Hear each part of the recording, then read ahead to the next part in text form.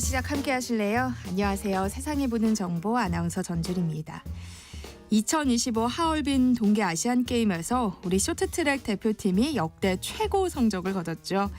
쇼트트랙 종목에 걸린 금메달 9개 가운데 6개를 따내면서 세계 최강이라는 사실을 다시금 확인시켜줬는데요. 대표팀의 맏형인 이승훈 선수는 이번 대회에서 통산 9번째 메달을 거머쥐면서 동계 아시안게임 최다 메달 보유자라는 신기록을 세우기도 했습니다. 내일이면 하얼빈 동계 아시안게임이 폐막을 하는데요. 추가 메달을 기대해볼 만한 경기는 또 뭐가 있는지 잠시 뒤 스포츠 핫 이슈 코너에서 자세히 살펴보겠습니다. 지금과 같은 겨울방학엔 아이들과 함께 보내는 시간이 길어지면서 여러 문제가 생기곤 하죠. 특히 게임을 좋아하는 아이를 어떻게 절제시켜야 하는지 걱정하시는 분들 많으실 텐데요. 이런 고민하시는 분들 오늘 라디오 상담소 우리 아이는 왜 코너에 귀 기울여 주시면 좋을 것 같아요.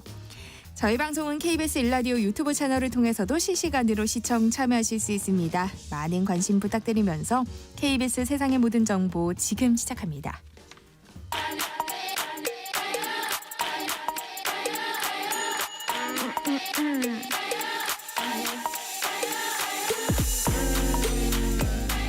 혹시 뉴스 빠뜨리셨나요? 한낮에 전해진 소식들 꼼꼼히 정리해드리겠습니다. 오늘의 뉴스 조현정 시사평론가와 함께합니다. 어서 오세요. 네, 안녕하세요.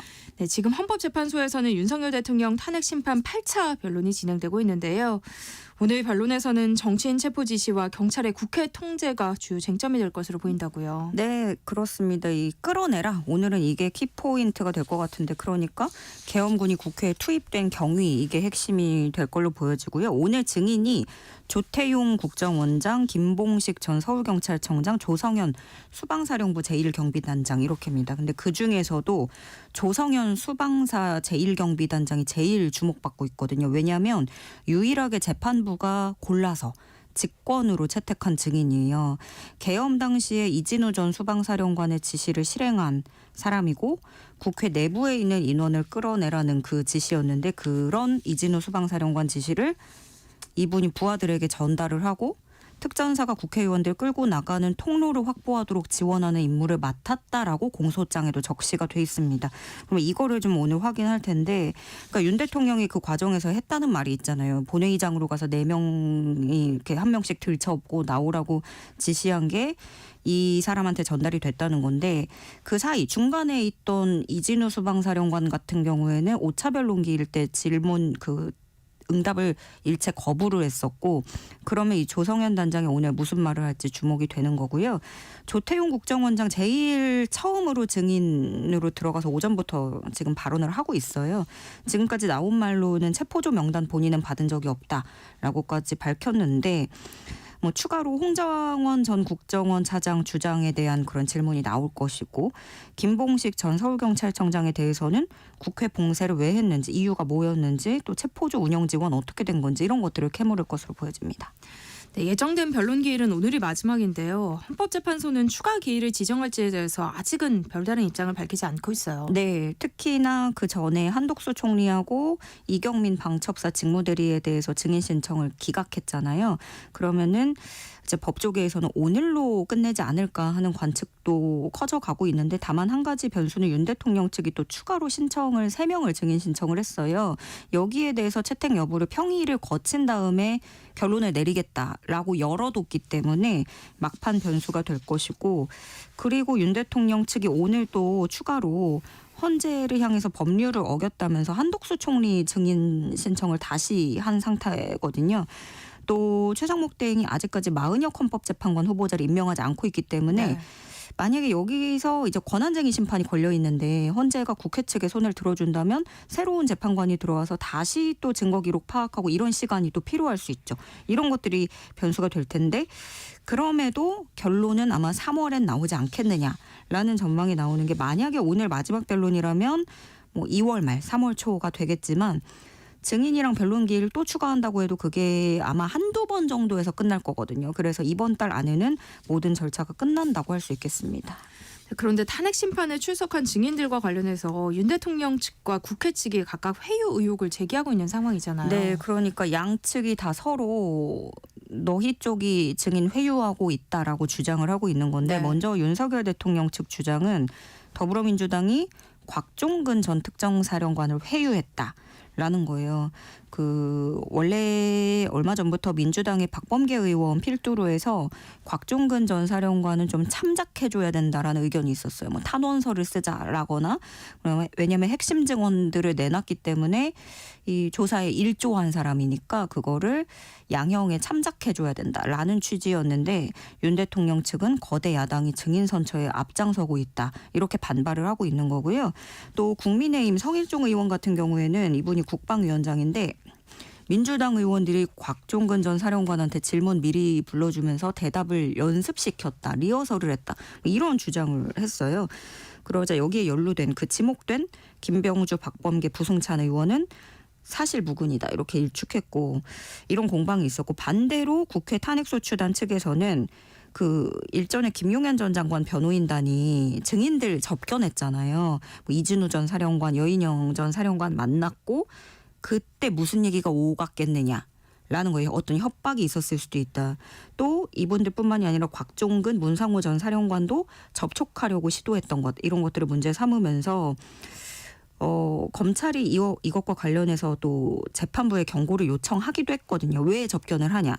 그래서 민주당은 그래서 그 부분을 지적하면서 이미 6번이나 이루어진 접견 과정 속에서 회유나 압박이 없었는지 철저히 조사해야 된다고 주장하고 있습니다. 네, 이제 국회로 시선을 돌려볼까요? 지금 국회에서는 경제 분야 대정부 질문이 진행되고 있어요. 네, 뭐 예상은 했지만 어제도 주된 내용은 탄핵, 계엄 정국이었어요. 오늘도 관련한 신경전이 빠지지 않을 텐데, 오늘은 경제 분야이기 때문에 뭐 국민의힘은 계속 그렇잖아요. 민주당의 책임론을 부각하고 있고 예산 뭐 발목 잡았고 이렇게 얘기를 하니까 얼른 민생 법안 처리하자, 그리고 부처별 민생 대책 시급히 내놔야 되고 국정의 발목 더 이상 잡지 말아라, 이렇게 얘기를 할 거고요. 특히나 추경에 대해서는 이제 지역화폐 빼고 가자고 할 것으로 보여져요. 또 반면에 민주당은 이제 비상계엄 사태 때문에 민생이 망가졌다, 이런 논리를 펼 텐데, 고환율 사태라든가 이로 인한 물가 상승까지 지적을 하겠습니다. 그 전에도 국정을 책임져야 될 정부 여당이 한가롭기 그지없다라면서 대왕고래도 얘기를 꺼냈거든요. 그러니까 국민의힘은 민주당이 예산 막무가내로 삭감한다라고 하지만 민주당의 주장은 국회에서 대왕고래 시추 예산 497억 원 감액했는데 그 후에 경제성 없다고 판명난 거 아니냐. 그러면은 합리적인 감액이었던 건데 여당이 아직도 우기면서 이런 것들을 원상복원하자고 억지 조건 달면서 그래야만 추경 논의를 하겠다라고 조건을 달고 있다, 의지가 없는 것이다, 이렇게 비판을 하고 있어요. 그리고 그런 국정협의회 하자고 해놓고 일방적으로 국민의힘이 파기했다라고도 직격을 하고 있거든요. 그래서 오늘 또 민주당이 세부적인 추경안을 발표했기 때문에 오늘 대정부 질문에서는 추경으로 역시 삿바싸움이 이어질 것으로 보여집니다. 네, 어제 있었던 대정부 질문에선 윤석열 대통령 탄핵에 대한 여야의 공방만 반복됐는데요. 국회에 출석한 국무위원들도 의원들의 질의에 책임 있게 답변할 수 없는 분위기였다고요. 네, 아무래도 뭐 실상 국무총리하고 법무부 장관이 직무정지 상태고 국방장관도 그렇고 행안부 장관도 공석 상태라서 거의 다 직무대행인 차관급들이 출석을 했어요. 그래서 책임 있게 대답하기는 좀 어려운 분위기가 있었고, 어제 뭐 계엄 성토장이었던 게 국민의힘을 향해서는 민주당이 저 내란 동조 세력이다, 반대로 국민의힘은 더불어민주당이 탄핵 공작을 벌이고 있다라는 건데요. 특히 이 고성과 이 충돌의 정점은 윤상현 국민의힘 의원이 연단에 섰을 때예요. 그러니까 윤상현 의원 나오니까 전광훈당에 있지 왜 국민의힘에 있냐, 이런 비꼬는 말이 나왔거든요. 근데 윤상현 의원 발언도 좀 헌법재판소를 맹비난하는 내용들로 다 채워져 있었어요. 그러니까 야당은 비겁하다, 이렇게 소리쳤고 장내가 굉장히 소란스러워졌습니다. 또 야당에서는 여당이 헌재를 이런 식으로 공격을 하면 앞으로 헌재가 어떤 결정을 내리든지 간에 제2의 서울 서부지법 폭동이 또 나오는 거 아니냐, 이런 식으로 우려를 법무부 장관 대행에게 표명하기도 했고요. 국민의힘에서는 반대로 법무부 장관 대행 향해서 탄핵 공작에 대한 수사를 서둘러야 된다. 예를 들어서 특히 홍장원 전 국정원 1차장 같은 경우에 간첩 잡으라고 했더니 탄핵 공작을 하고 있더라. 국정원의 비밀 누설 금지 조항을 위반했으니 이거를 조사해야 된다. 이렇게 주장하기도 했습니다. 이에 대해서 그 김서구 법무부 장관 대행은 수사팀이 잘 관리할 것이다. 이 정도로 대답을 했습니다. 네, 조태열 외교부 장관은 윤석열 대통령 측이 탄핵 심판 변론에서 주장한 중국의 정치 공작 의혹에 대해서 한중 관계를 우려하는 입장을 밝히기도 했어요. 네, 어제 대정부 질문에 이제 거의 차관급이 참석했다고 말씀을 드렸는데 장관이 직접 참석한 몇 안 되는 참석자였고요. 그 조태열 외교부 장관은 윤석열 정부의 장관이잖아요. 그런데 중국의 정치 개입, 선거 개입 음모론에 대해서 한중 관계에 악영향이 우려된다라는 입장을 표명했습니다. 또 얼마 전에 주한 중국 대사가 이거에 대해서 그 불쾌함을 표했잖아요. 거기에 대해서도 그러니까 이게 공식적인 입장이지만 이제 외교 채널로도 물밑에서 어떤 그런 이야기가 있었느냐라는 것에 대해서 우려 표명이 있었다라고 인정을 했고요. 조태열 장관이 전반적으로 본인이 막 적극적으로 의견을 피력하거나 평가하는 거는 자제하는 모습이었지만 야당 의원들의 질의에 부정하지는 않았습니다. 야당에서 이런 중국 음모론 이거는 외교적으로 부끄러운 일이다 하니까 조태용 장관도 동감을 표시했고 국민을 호도하기 위해서 외교를 이용하는 행위는 다시 없어야 되지 않겠느냐라는 질문이 나오자 그렇다라고 답하기도 했습니다. 네, 이런 가운데 한중일 외교장관 회의가 다음 달 20일 도쿄에서 개최될 가능성이 높다는 일본 언론의 보도가 나왔어요. 네, 이건 일본 아사히 신문 오늘자 보도입니다. 한중일 외교장관 회의를 여는데 다음 달 22일 도쿄가 될 것이다라고 얘기가 나왔고요. 그러니까 조태열 외교장관하고 왕이 중국 외무부장이 일본을 방문해서 일본 외무상하고 어떤 인적 교류 촉진이라든가 그걸 넘어서 저출생 고령화 대책에도 이야기를 할 것이다. 이런 식으로 구체적인 내용이 나왔는데 이건 일본 정부 관계자의 말을 인용한 거고요. 이렇게 되면 한중일 외교장관 회의는 1년여 만에 열리게 되는 겁니다. 한낮의 교양 파트너 지금 여러분께서는 세상의 모든 정보와 함께하고 계십니다. 대전 초등학생 피살 사건을 계기로 이른바 하늘입법 입법 논의에 속도가 붙고 있어요. 네, 여야 막론하고 공감대가 모아진 만큼 입법에 속도를 낼 것 같은데요. 여당은 조만간 당정협의회 열고 재발 방지 대책을 논의할 예정이고 민주당도 입법 준비에 나서는 모습입니다. 또 이 하늘양의 빈소를 국민의힘 권영세 비대위원장, 이재명 민주당 대표 등등 여야 수장이 직접 찾아가기도 했는데요. 지금 정부가 추진하는 그 이른바 하늘입법 핵심은 교원이 정신질환 등으로 업무 수행이 어렵다고 판단될 경우에 직권휴직 등의 조처를 할 수 있는 내용입니다. 근데 교원들의 정신질환 관리가 되게 시급한 거고 중요한 거잖아요. 왜냐하면 사실 그 아이를 이제 책 읽어주겠다고 유인했을 때 모르는 사람이거나 이렇게 했으면 가지 않았을 수도 있지만 학교에서 아이들에게 절대적인 존재이기 때문에 믿고 간 거잖아요. 네. 다만 또 여러 가지로 복합적으로 생각을 해야 되는 게 뭐 정교사들이 휴직 복직하는 동안 기간제 교사들이 중간에 뭐 바뀌거나 이런 것들도 있고 동시에 또 병력이 낙인이나 본인에게 뭐 불이익으로 온다고 느끼면 그 병력을 숨길 수도 있는 거죠. 그렇기 때문에 그에 따른 부작용까지 좀 아우를 수 있게 포괄적으로 접근을 해야 될 필요가 있겠고요. 이게 지금 뭐 사건 하나 있으면 그거에 대응하는 법안 장치를 마련한다 이런 식인데 그 전부터 여러 가지 사건들이 있었을 때 최근 들어서 불특정하게 누가 언제 당할지 모른다는 사건들이 늘어나고 있잖아요. 네. 사회 안전망이 완전히 무너졌다. 이런 게 문제라서 이번에도 뭐 정부가 일가정 양립을 외치고는 있지만 아이들이 가족과의 시간이 부족하다라는 것까지도 좀 개념을 접근했으면 좋겠고 전반적인 구조, 사회적 구조에 진지하게 들여다봤으면 하는 마음입니다. 다음 뉴스 살펴보겠습니다. 민주당 이재명 대표의 공직선거법 위반 사건 항소심 재판부가 오는 26일에 결심 공판을 마무리하겠다는 입장을 밝혔어요. 네, 재판부가 일전에도 특정한 사정이 없으면 2월 26일 결심 공판하겠다 밝혔는데 이번에도 재차 같은 말을 했습니다. 그럼 이 말인즉슨 이재명 대표 측이 지난번에 신청했던 위헌법률 심판도 받아들이지 않겠다는 뜻으로 해석을 할 수밖에 없고요. 이에 따라서 이재명 대표 2심 선고 결과 3월이나 4월 중에 나올 가능성이 커졌습니다. 증인 신문 한 번 더 하고 양형 증인 신문하고 결심 공판하는 이 일정대로 가고 그러면 결심 공판 이후에 통상적으로 선고까지는 한 달쯤 걸리거든요. 그러면 계산이 3월에는 항소심 결과가 나올 것이다. 이렇게 보여지고 그런가 하면 오늘 이 대법원 소식도 있는데 이재명 대표를 그 흉기로 찔러서 살해하려고 했던 그 혐의로 구속 기소된 김모 씨에게는 징역 15년을 확정했다는 소식입니다. 네. 이재명 대표는 오늘 이른바 친문계의 적자라고 불리는 김경수 전 지사와 만난다고요. 네, 오늘 오후에 국회 본관 식당에서 두 사람이 만납니다. 친문 적자라고 불리우는 김경수 전 지사하고 어떤 이야기를 주고받을지 주목되는데요. 민주당에 따르면 배석자 없이 두 사람만 이야기하고 어떤 특별한 논의 의제를 정한 것도 아니라고 합니다. 얼마 전까지 김경수 전 지사는 이재명 대표에게 맹공을 펼쳤거든요. 그리고 그 사이에 문재인 전 대통령이 사과하는 일도 있었습니다.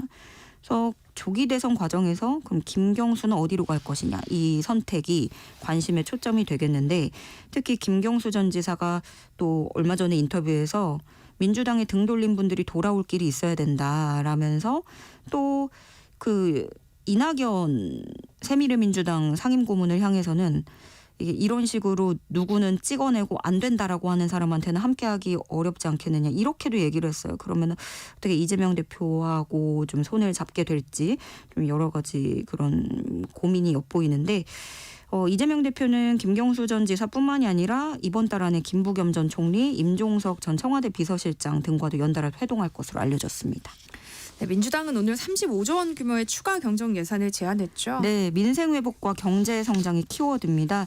먼저 민생 회복을 위해서는 24조 원 규모의 세출 증액이 필요하다고 밝혔는데요.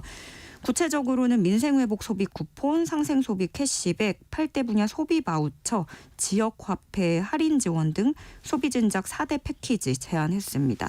이번에도 지역화폐는 빠지지 않고 들어가 있고요.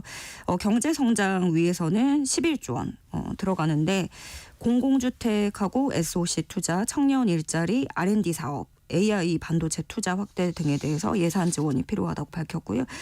교육과 보육에 대해서도 정부 재정이 들어가야 된다. 역할이 필요하다고 강조했는데 역대급 세수 결손이 있었잖아요. 그래서 지방교부세가 줄어들어서 지방정부가 어려워진 상황이기 때문에 지방재정에 보강하도록 하는 내용 추경안에 포함됐습니다. 네, 오늘의 뉴스 조현정 시사평론가와 함께했습니다. 고맙습니다. 네, 고맙습니다.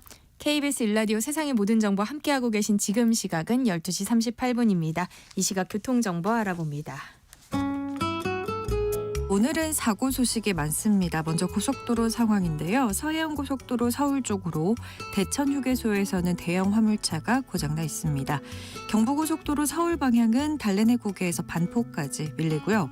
반대 부산 쪽으로는 안성에서 정체입니다. 경인고속도로 서울 방향 인천 휴게소 부근에서는 현재 막히고요. 서운 분기점까지 정체가 이어져 있습니다. 신월에서 막히고요. 서해안고속도로 서울 방향 대천 휴게소에서는 대형 화물차 고장나 있는데요. 이 부근 현재 정체입니다. 영동고속도로 강릉 쪽으로 서안산에서 안산까지 정체고요. 동해고속도로 포항 쪽입니다. 남경주 부근에서는 고장난 화물차가 서 있습니다. 한편 중부 내륙고속도로 지선 양평 방향인데요. 영산 부근에서는 고장난 화물차 서 있으니까요. 미리 주의가 필요하겠습니다. KBS 교통정보센터에서 정현정입니다.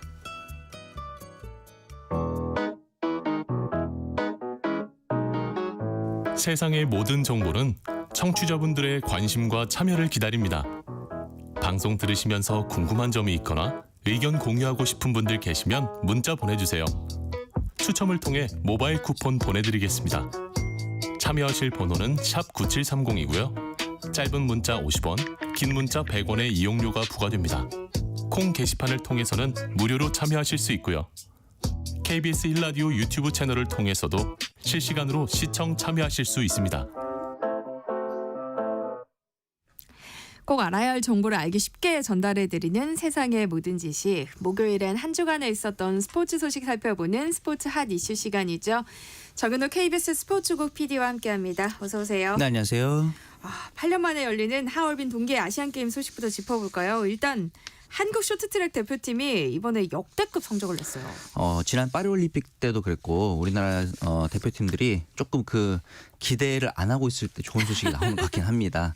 일단은 쇼트트랙 대표팀이 이번 그 대회를 앞두고 금메달 6개 정도를 이제 기대를 했었는데 대회 이틀 차 만에 6개를 초과 달성했었는데 네. 일단은 남자 500m, 1000m 그리고 여자 500m, 1000m, 1500m 모두 이제 금메달을 따내면서 계주를 빼놓고는 모두 금메달을 따내는 좋은 결과를 네. 달성을 했어요. 특히 이 여자 500m 부분에 있어서는 사실은 이 아시안 게임에 있어서는 그런 규정이 있습니다. 한 나라가 금메달, 은메달, 동메달을 모두 따낼 수 없다라는 규정이 원래 있었거든요. 네. 근데 이번에 중국이 대회를 앞두고서는 이 규정을 없앴어요. 본인들이 독식을 하기 위해서. 그랬었는데 우리나라가 그 주규정 개정의 어떤 수혜자가 됐단 말이죠. 아, 그런데 이게 이제 사실은 최민정 선수가 3관왕에 또 올랐습니다. 그러니까. 최민정 선수가 사실은 그 1년 정도 좀 휴식기가 있었거든요. 대회를 앞두고 휴식기가 있었는데 그래서 어떤 그 휴식기를 두고서 선수들이 걱정이 좀 많았었는데 맞아요. 다행히도 이 1년 정도의 휴식기를 거치고 이제 내년에 또 올림픽이 있지 않겠습니까? 그래서 이 올림픽을 앞두고 굉장히 좀 기량이 많이 올라온 게 아닌가 하는 생각이 또 들기도 하고 네. 우리나라 대표팀이 저번 주에도 말씀드렸지만은 랭킹 1, 2 선수들이 이제 다 있거든요. 남자에서는 박지원 선수 그리고 여자에서는 김길리 선수가 있었는데 네. 이 선수들이 모두 또 금메달을 따내면서 역시 우리나라 쇼트트랙 대표팀이 굉장히 좋은 성적을 내는 데 있어서 정말 신기할 정도로 말하자면 좀 하계 올림픽에서는 양궁이 있다면은 동계에서는 쇼트트랙이 있는 게 아닌가 그런 생각이 또 들기도 했습니다. 그러니까 최민정 선수는 진짜 첫 3관왕에 오르면서 맞죠. 자신의 건재함을 네. 보여줬고 네. 또 최민정 선수뿐만 아니라 김길리 선수, 박지원, 장성우 선수도 이번 아시안 게임에서 성장한 모습을 보여줬어요. 맞습니다. 덕분에 내년에 열리는 이제 올림픽이 막 기대가 돼요. 김길리 선수 그리고 이제 박지원 선수가 지금 이제 대표팀에서 소위 말하는 에이스라고 볼 수 있을 것 같은데 이 선수들이 일단은 이번 대회에서 기량적으로도 좋은 모습을 보여줬지만 거기서 더 나아가서 계주에서 사실은 조금 아쉬운 모습이 있긴 했지만 이거는 선수들의 문제라기보다는 판정에서의 어떤 네. 아쉬움이 있었던 게 맞거든요. 그래서 이런 부분에 있어서는 내년에서도 좀 좋은 모습을 기대해 볼 수 있을 것 같고 최근에 제 주위에서는 이 장성우 선수에 대한 얘기가 굉장히 많이 나왔거든요. 저도 인스타 예. 가봤어요. 아시는군요. 네.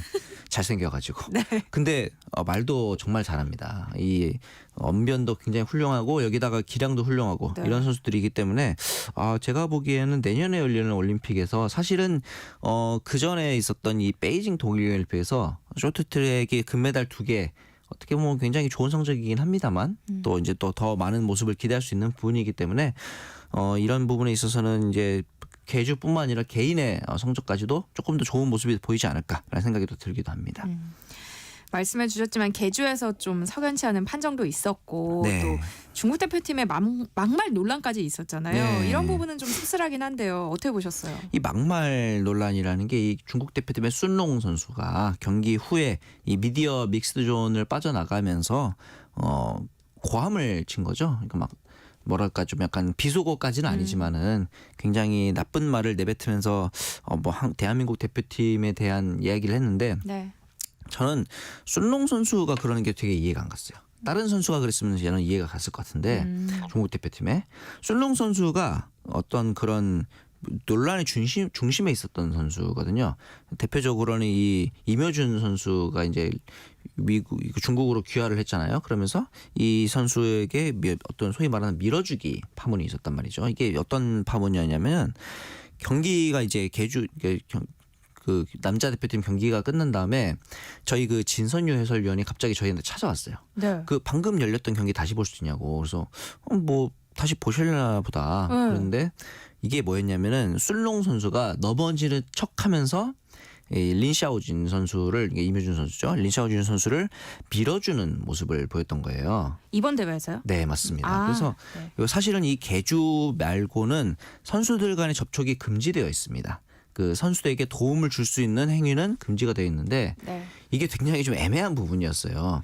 이게 넘어지는 척하면서 선수를 자국 대표팀 선수를 밀어주는 그런 행위가 있었단 네. 말이죠. 근데 이게 넘어지려고 하다가 이제 어쩔 수 없이 터치가 된 건지 아니면은 선수를 밀어주기 위해서 그런 접촉이 있었던 건지가 되게 애매한. 그래서 저희도 보면서 야 중국 대표팀이 또 새로운 전략을 가지고 나왔구나 그런 생각이 들 정도였는데 이런 모습을 보였던 선수가 본인이 이제 대한민국 대표팀 너무 지저분하다 뭐 이런 식의 발언을 가져갔다는 네. 거에 있어서 본인이 그런 말할 입장은 아닌 것 같은데라는 생각이 또 들기도 했거든요. 네. 여기에 더해서 이제 대한민국 대표팀의 5,000m 남자 계주에서는 박지원 선수와 앞서 말씀드렸던 이 린샤오준 선수 간의 어떤 충돌이 있었거든요. 사실 이 쇼트트랙 종목 자체가 좀 그 신체적인 접촉이 굉장히 많은 종목이긴 합니다. 네. 그런데 이 신체적인 접촉이 있으면서 우리나라만 실격이 된 거예요. 우리나라만 실격이 당하면서 실제로는 결승선을 2위로 통과를 했지만 실격을 당하면서 이제 메달을 따지 못했었거든요. 그런데 이제 당시 경기 장면을 보시면은 이묘준 선수, 그러니까 린샤오준 선수와 네. 우리나라의 박지원 선수가 서로 몸싸움도 하고 손도 서로 약간씩은 쓰는 그런 장면이 있었거든요. 그래서 저는 오히려 보면서 이렇게 되면은 우리나라가 오히려 페널티를 받아서 1위까지 올라갈 수도 있지 않을까라는 생각이 들기도 했었는데. 당연히라고 말씀드리기 좀 그렇습니다만 정반대로 우리나라가 실격을 당했단 말이죠. 그래서 네. 야 이게 쇼트트랙이라는 장르가 종목이 경기가 딱 끝났음에도 불구하고 마지막 심판 판정까지 좀 기다려야 되는 어떻게 보면 좀 아이러니한 종목이 아닌가 그런 생각이 들기도 했습니다. 이제 스피드 스케이팅 이야기 해볼까요? 신고 조화로 또 한 번 빙상 강국 대한민국의 위상을 뒤높였어요. 맞습니다. 특히 그 중심에는 저는 이번에는 이나연 선수가 있지 않았나 하는 생각이 드는데 이번 대표팀의 에이스는 김민선 선수에 대해서 모든 분들이 좀 기대를 했을 것 같은데 특히 그 여자 500m 부문이잖아요. 이상화 선수가 또 한국 신기록, 세계 신기록을 세우기도 했었던 이 여자 500m 부문에서의 에이스라고 생각을 했었는데 이번에 스피드 스케이팅에서 재밌는 종목이 하나 생겼습니다. 남녀 100m 종목이 하나 생겼거든요. 이 100m 종목은 쉽게 말하면은 이 스피드 스케이팅 오발이 굉장히 크게 생긴 육상 트랙과 같은 사이즈인데 거기서 단거리만 그 트랙 체인지 없이 그 곡선 구간 없이 직선 구간만 질주하는 종목이에요. 남자 그 육상의 100m라고 보시면 될 것 같은데 네. 저희도 처음 보면서 야 무슨 스피드 스케이팅에서 100m가 생겼나 그런 생각을 했었는데 실제로 보니까 굉장히 재밌어요. 마치 그 육상과 비슷한 그 성적이 나오기도 하고 그러다 보니까 보면서 굉장히 재밌었는데 이나연 선수가 이 김민선 선수를 제치고 1위를 또 따내기도 했거든요. 그러면서 굉장히 또 이슈가 되기도 했는데 여기에 더해서 또 스피드 스케이팅의 어떤 그 뭐랄까 쇼트트랙에서 전향한 이후로 거의 10년, 20년 가까이 선수 생활을 해온 이승훈 선수가 또 메달을 따냈거든요. 그러면서 이 이승훈 선수는 스피드 스케이팅뿐만 아니라 동계 아시안 게임 대한민국 대표팀 역사상 최다 메달 수혜자로 이제 획득을 하면서 9개의 메달을 또 획득을 하게 됐습니다. 남자 팀 추월 부분에서 이제 그 메달을 따냈거든요. 그러면서 굉장히 또 역시 우리나라 대표팀이 쇼트트랙 그리고 스피드 스케이팅, 피겨 스케이팅 빙상 강국이 아닌가 그런 생각이 들기도 했습니다. 그런데 이승훈 선수는 이번 아시안 게임, 그러니까 아시안 게임은 이번이 마지막인 거죠? 아닌 것 같아요. 그래요? 네, 본인이 이제 그런 얘기를 했습니다. 뭐 당연히 이번 아시안 게임이 마지막일 수도 있지만 네. 본인은 이제 계속 선수 생활을 하고 싶고 당연히 내년에 또 올림픽이 열리지 않습니까? 일단은 본인이 할 수 있는 데까지 최소한 열심히 하고 그 대신에 이제 그것이 어떤 그런 후배 선수들의 앞길을 막는 그런 흐름이 아니라 본인이 최선을 다하면서 이제 그 후배 선수들에게 도움도 주고 이런 방향으로 이어지면서 은퇴를 할 수 있다면은 은퇴를 하겠지만 그게 아니라면은 선수 생활을 좀 더 하고 싶다. 그런 얘기를 했기 때문에 만약에 4년 후에도 본인의 기량이 계속 올라와 있고 그리고 후배 선수들에게 긍정적인 영향력을 행사할 수 있다면은 선수 생활을 계속 하겠다. 그런 이야기를 또 했기 때문에 저는 이렇게 보면서 저는 그래서 했던 게 강제적인 은퇴가 아니라 본인의 그 선수에서의 그 기량이 계속 남아있는 상태에서 계속 선수 생활을 지속하고 국가대표까지 한다면 그것도 좀 굉장히 좋은 영향력이지 않을까 그럼요. 생각이 드는 게 이번에 그 쇼트트랙 대표팀에 이정수 선수가 남자 계주계 대표팀에 들어갔었거든요. 지난 올림픽 그리고 이제 평창 때도 그렇고 저희 해설위원을 했었단 말이에요. 그 정도로 이제 은퇴한 게 아닌가 생각을 했었는데 본인의 순수한 실력으로 대표팀에 발탁이 될 정도로 어떻게 보면은 선수들에게 후배들에게 그 경각심을 심어줄 정도로 좋은 영향력이 있었기 때문에 아마 이승훈 선수도 그런 영향력을 기대하고 있는 게 아닌가 그런 생각이 듭니다. 또 우리 대표팀이 설상 종목에서도 좋은 성적을 거두고 있어요. 맞습니다. 일단은 스노보드 종목이 이제 오늘 열릴 예정이었는데 방금 전 들어온 소식으로는 이제 현지 기후 사정으로 인해서 좀 지연이 됐다고 네. 하거든요. 그래서 이제 이채훈 선수가 메달을 따냈는데 스노보드 하프파이프 종목에서 오늘은 좀 이제 연기가 되고 있는 상황인데 만약에 재개가 된다면은 설상 종목 최초로 좀 2관왕에 도전할 수도 있지 않을까. 나이가 아직 20살도 아닙니다. 그 정도로 굉장히 젊은 선수인데 네. 설상 종목 앞서 말씀드렸지만 빙상 강국이긴 하지만 설상 강국도 되면 더 좋잖아요. 그런 그럼요. 상황에서 이 이채훈 선수의 메달이 또 기대가 되기도 하고 이 바이애슬론이라는 종목이 있습니다. 바이애슬론이라는 종목은 소위 말해서 이제 크로스컨트리 그리고 사격까지 같이 행하는 설상뿐만 아니라 어떻게 보면은 굉장히 좀 이색적인 죄송합니다. 근데 이색적인 종목이라고 볼 수 있을 것 같은데 에카테리나 아빠쿠모바라는 선수가 있어요. 뭐 이름에서 볼 수도 있겠지만은 우리나라 선수 순수 우리나라 선수는 아니고 러시아에서 귀화한 선수가 되겠는데 네. 이 선수가 이번에 설상 종목 바이애슬론에서 처음으로 금메달을 또 따내기도 했습니다. 예, 러시아에서 귀화를 했는데 평창 때부터 우리나라 대표팀에서 같이 이제 훈련을 해왔거든요. 그런데 평창 때부터 좀 이렇게 금메달을 목표로 연습을 해왔는데 동계 아시안 게임 최초로 대한민국 바이애슬론 종목에서 금메달을 따내게 됐고 한 가지 또 특이한 이제 선수가 우리나라 선수입니다. 우리나라 선수 순수 우리나라 선수인데 이제 혼혈 선수가 되겠죠. 일본에서 이제 넘어온 아베 마리아라는 선수가 있어요. 이름이 진짜로 그 아베 그리고 성이 마리아의 선수인데 네. 아베 마리아 선수가 또 이번에 메달권은 아니지만 6위라는 성적을 굉장히 좀 좋은 성적을 내면서 네. 기대를 좀 모으기도 했기 때문에 앞으로 이어지는 크로스컨트리라든가 그다음에 이제 바이애슬론 이런 종목에서도 우리나라 선수들의 선전이 이어진다면은 내년에 열리는 동계올림픽에서도 좀 좋은 성적을 기대해 볼 수 있을 것 같습니다. 추가 메달이 좀 유력한 남은 경기 일정들은 어떤 게 있어요? 오늘 또 이제 피겨 스케이팅 열립니다. 그런데 이제 차준환 선수 남자 종목에서는 차준환 선수가 또 이제 출전을 하고 사실은 차준환 선수만 저희가 기대를 했었는데 네. 여자 피겨 싱글 부분에서 김채연 선수가 어제 쇼트 프로그램에서 2위를 했단 말이죠. 네.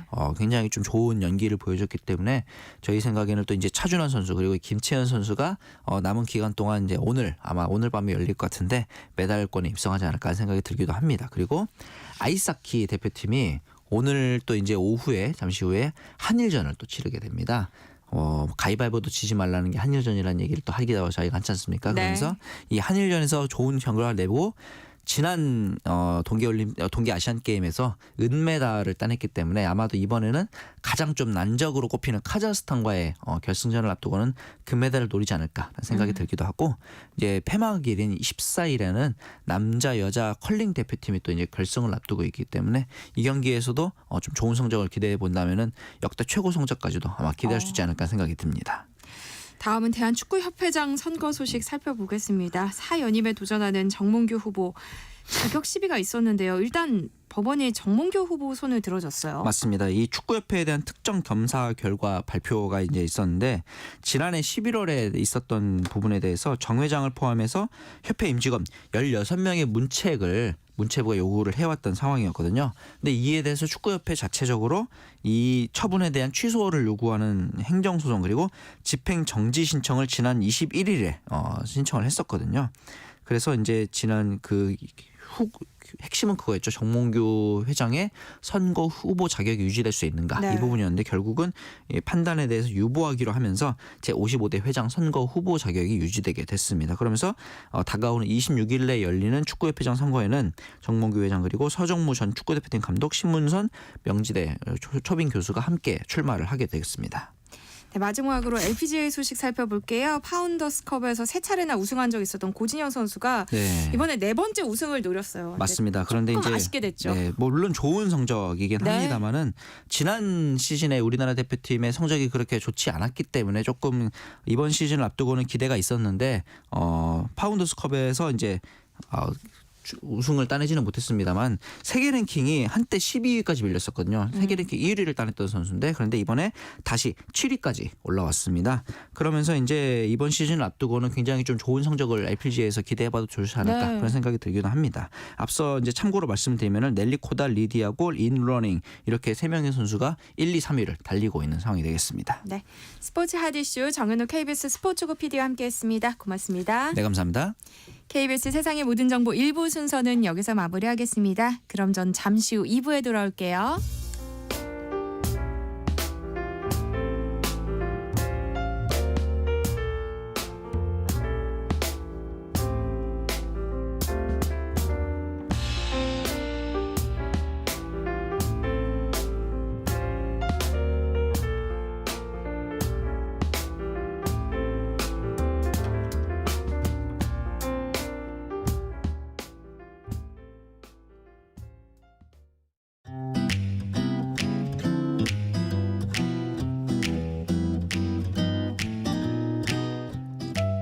안녕하세요. 바른말 고운말입니다. 뭔가가 공중으로 날면서 오거나 가는 것을 두고 날라오다나 날아가다라고 표현하는 경우를 많이 봅니다. 예를 들어 공이 갑자기 나한테 날아와서 피하지 못했다. 철새가 북쪽으로 날아갔다와 같이 말이죠.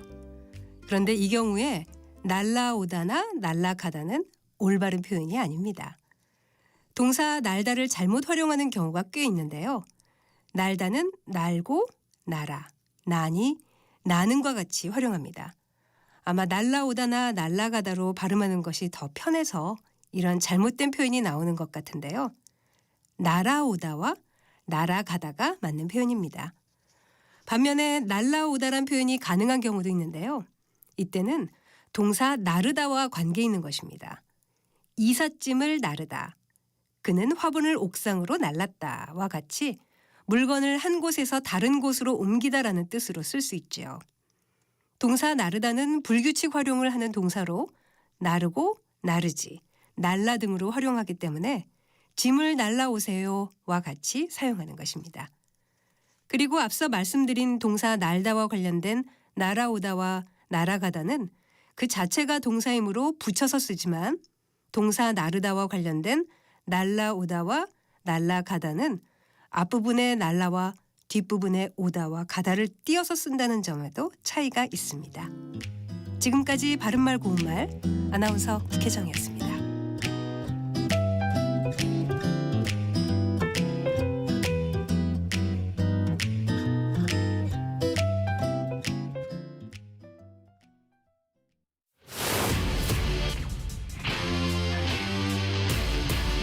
토론에 정답은 없습니다. 토론이 세상을 바꿀 수도 없습니다.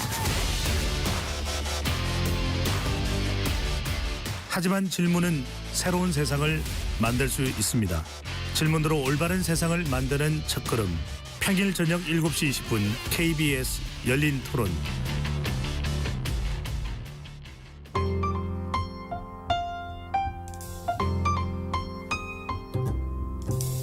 어떤 하루 보내고 계신가요?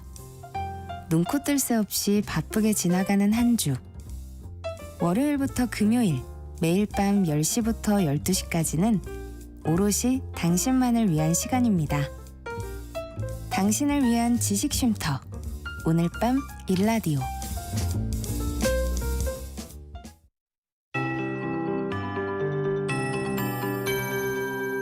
KBS 58분 날씨. 오늘 아침 반짝 추웠습니다. 어제 눈비구름이 물러간 뒤 북서쪽에서 찬 공기가 밀려오면서 서울의 아침 최저기온 영하 5.8도, 철원은 영하 13.5도로 어제보다 크게는 10도가량이나 낮았습니다. 하지만 낮에는 금세 영상권을 회복했는데요. 낮 기온 서울이 5도, 춘천 6도, 전주 7도, 대전과 대구 8도 등 어제보다 2도에서 7도가량 높겠습니다. 하지만 바람 때문에 체감온도는 기온보다 낮겠습니다. 기온은 갈수록 더 오름세를 보이겠는데요. 내일은 서울의 낮 기온이 10도까지 오르는 등 3월의 봄 같은 온화한 날씨가 주말까지 이어지겠습니다. 오늘 전국이 대체로 맑은 가운데 동쪽 지역은 대기가 건조하겠습니다. 어제 눈비가 내리면서 일부 동해안 지역의 건조특보가 해제됐다가 오늘 다시 동해안 지역의 건조주의보가 발효됐습니다. 오늘 밤부터 동해안에 다시 바람도 매우 강해지면서 강풍특보도 내려질 수 수 있겠는데요. 건조한 날씨에 바람까지 강하게 불기 때문에 산불을 포함한 각종 화재 예방에 각별히 주의하셔야겠습니다. 모레 토요일에는 남해안과 제주도에 비 소식이 있고요. 그 밖에 전국은 맑은 날이 많겠습니다. 한편 오늘 낮 12시 6분경 전북 부안군 남쪽 4km 지역에서 규모 2.3의 지진이 발생했는데요. 지진 피해 없을 것으로 예상됩니다. 조하늘입니다.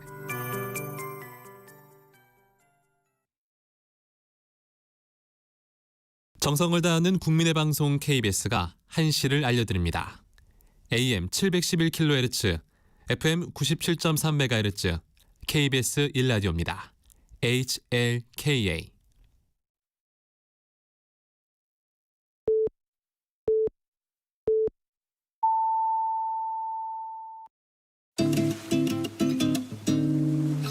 나른한 오후를 책임질 영양 만점 지식 비타민. 세상의 모든 정보.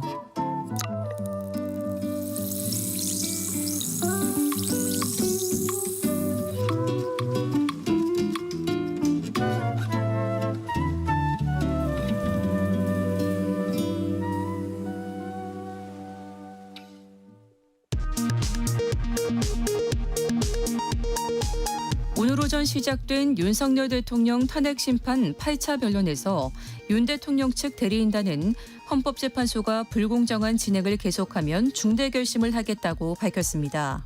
앞서 국회 측 대리인단은 윤 대통령 측이 헌법재판소를 노골적으로 협박하고 있다고 비판했습니다.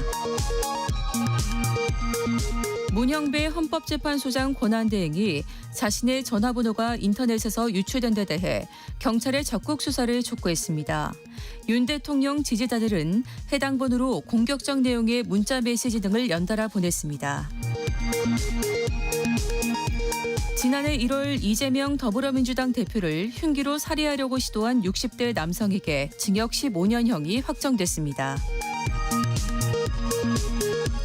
대장동 개발 관련 민간업자들로부터 청탁대가 금품을 받은 혐의로 재판에 넘겨진 박영수 전 특별검사가 1심에서 징역 7년의 실형을 선고받고 법정 구속됐습니다. 지금까지 라디오 정보센터 뉴스 정한나였습니다.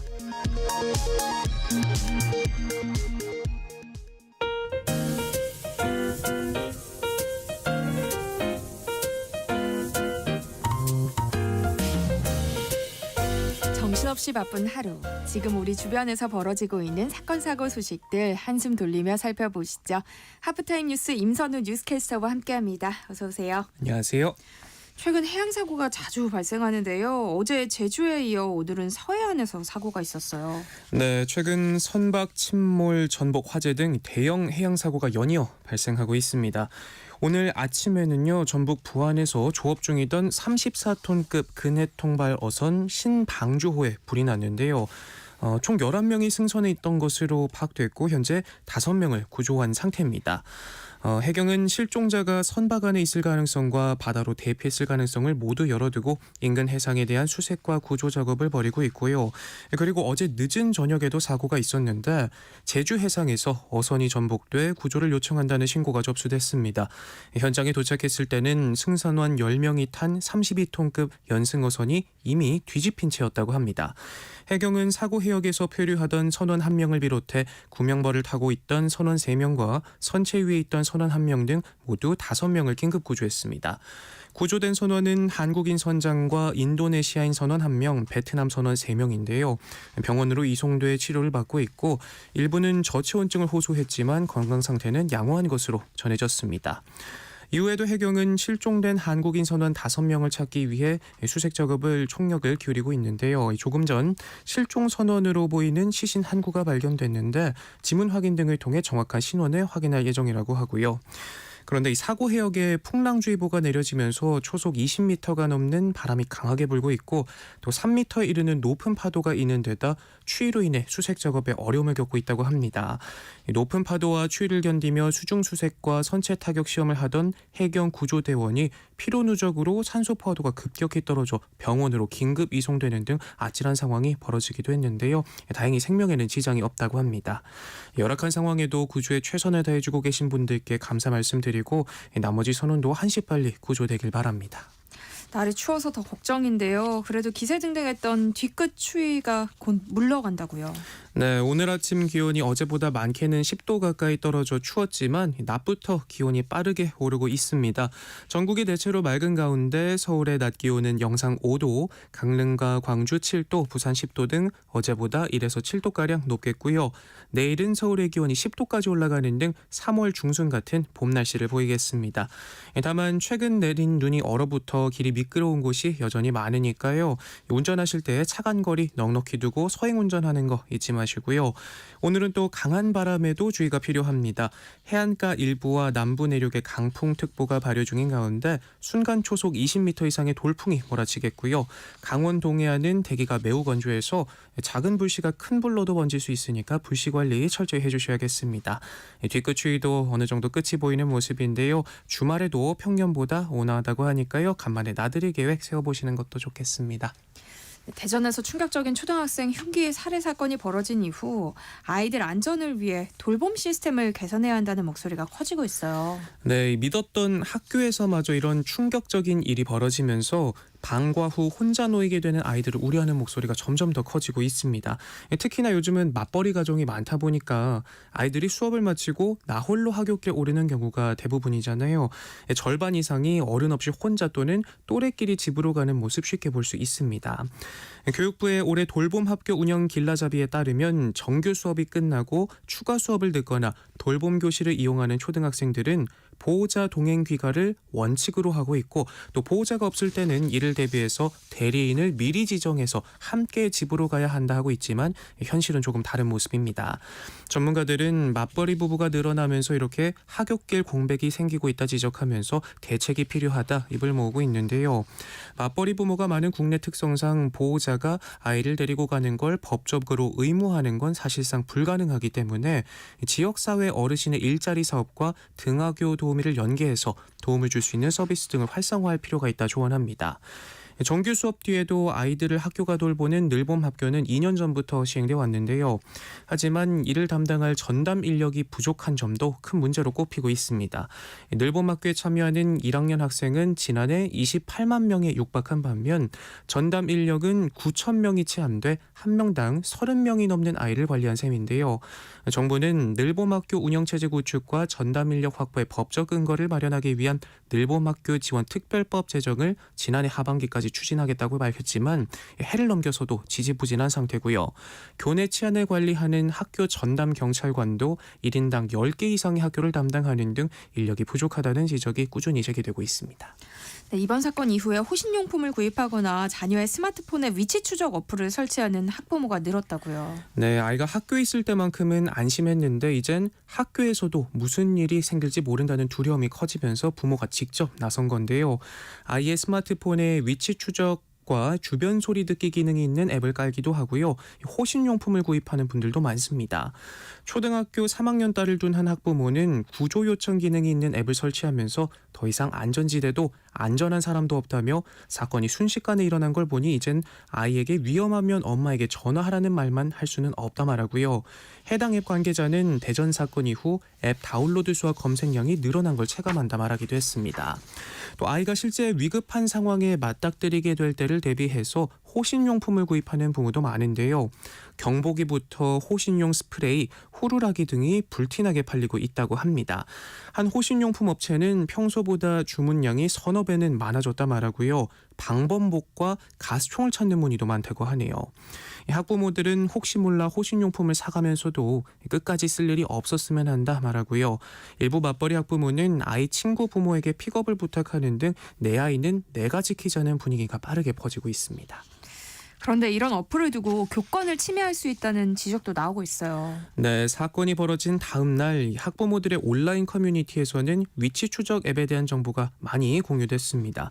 위치 추적 앱은 부모와 자녀 휴대전화에 같이 설치하고 GPS를 연결하면 부모의 휴대전화로 자녀 위치가 실시간으로 공유되는데 이번 사건으로 주변 소리를 확인할 수 있다는 점이 큰 주목을 받았는데요.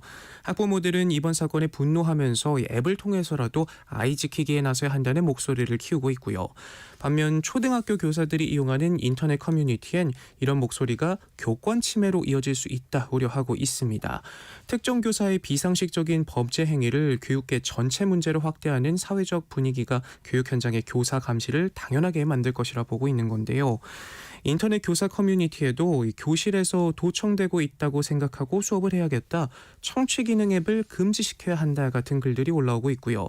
녹음기보다도 더 심하다, 교실에서 아이들 휴대전화 끄라고 해야겠다라는 글들도 보입니다. 하지만 전문가들은 이런 종류의 앱 사용이 법적으로 문제될 가능성은 낮다고 판단합니다. 타인의 대화 자체를 녹음하거나 엿들으려는 고의가 있지 않고 아이의 안전 상태 등을 확인하기 위한 목적으로 설치한다면 충분히 참작될 수 있는 부분이라고 하고요. 그러면서 학부모와 교사 사이 상호 불신이 생기는 일이 없도록 국가가 나서 정신 관련 질환 교원을 집중적으로 관리해야 한다고 조언했습니다. 네, 이런 가운데 구미에서도 정신질환을 앓던 한 교사가 자신의 아들을 살해한 사실이 뒤늦게 알려졌어요. 네, 이 사건도 참 충격적입니다. 우울증을 앓던 이 교사는 지난해 3월 휴직 중에 자신의 아버지를 살해하려다 미수에 그쳤는데요. 교육청은 수사기관으로부터 해당 교사가 불구속 기소됐다는 통보를 받은 이후 징계 조치에 나섰는데, 징계 심의 절차가 진행 중이던 지난 12월 자신의 집에서 3살배기 아들을 살해하는 범행을 저질렀습니다.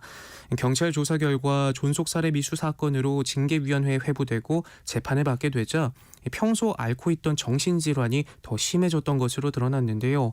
이와 관련해 교육청 관계자는 기소 전 징계가 이뤄질 경우 당사자가 법적 대응에 나설 수 있어 통상적으로 수사 단계에서는 징계위원회를 열지 않는다 설명했습니다.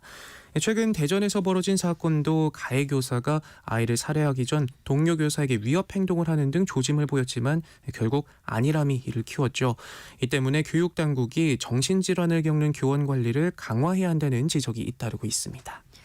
다음 뉴스 살펴볼까요? 요즘 금값이 폭등하면서 한평에 있는 황금 박지상 몸값이 천정부지로 치솟았다고요. 네, 요즘 금값이 그야말로 금값이죠. 오죽하면 오늘이 가장 싸다는 말이 나올 정도인데요. 한 돈에 70만 원까지 바라보고 있습니다.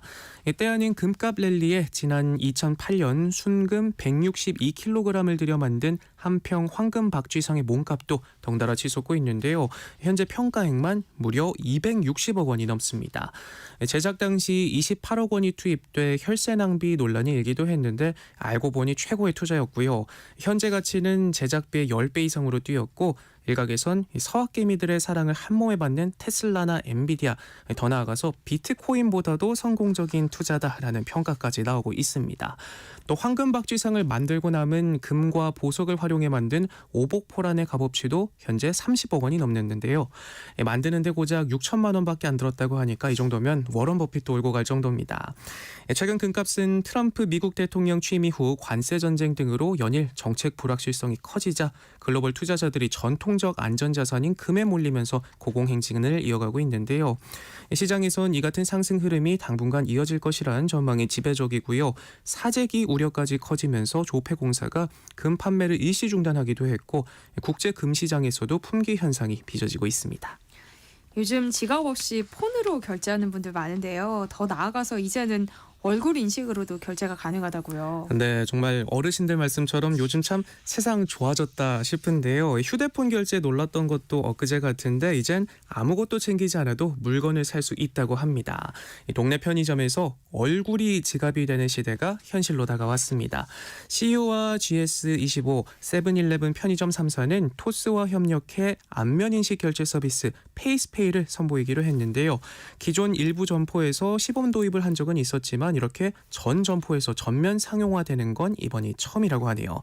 페이스페이는 토스 앱에 얼굴과 결제 수단을 한 번만 등록해 놓으면 빈손으로 편의점에 가도 얼굴 인식만으로 결제가 이뤄지고요. 편의점 직원이 물품에 바코드를 찍으면 손님은 계산대에 비치된 단말기에 얼굴을 갖다 대기만 하면 되고 그러면 1초 만에 얼굴이 인식돼 결제가 완료된다고 합니다. CU와 GS25의 경우 다음 달부터 각각 30곳 점포에서 시작해 전체 매장으로 확대할 방침이고요. 세븐일레븐은 올해 2분기 중에 주요 점포에서 서비스를 시작할 예정이라고 합니다. 유통업계는 사람들이 많이 오가는 편의점에서 안면인식 결제가 보편화되면 백화점이나 대형 할인마트 같이 업계 전체로도 서비스가 확대될 수 있을 것으로 보고 있습니다. 재밌고 황당한 해외 소식으로 마무리해 볼까요? 살경으로 유명한 한 중국 마을에 눈 대신 다른 게 쌓여 있다고요. 네, 새하얗게 눈 내린 풍경으로 유명한 중국 쓰촨성 청두시 한 마을이 이 솜으로 설경을 꾸몄다가 관광당국으로부터 제재를 받는 해프닝이 있었습니다. 예상치 못한 따뜻한 날씨에 눈이 적게 내리자 고심 끝에 솜과 비눗물을 활용해서 눈이 풍성하게 내린 것처럼 경관을 꾸몄다고 하는데요. 홍보 사진만 믿고 마을에 방문한 관광객들이 깜빡 속았다 분노했고 청두시 관광당국에는 항의 민원 릴레이가 벌어졌다고 합니다. 한 관광객은 눈은 가짜였지만 티켓값과 추위는 진짜였다라는 조롱글을 올리기도 했고요. 현재는 철거 명령이 내려졌다고 하네요. 네, 임선우 뉴스캐스터와 함께했습니다. 고맙습니다. 고맙습니다. 내일 점심 메뉴 추천. 귀로 듣는 푸짐한 지식 한 상 어떠세요? 세상의 모든 정보. 아나운서 전주리입니다.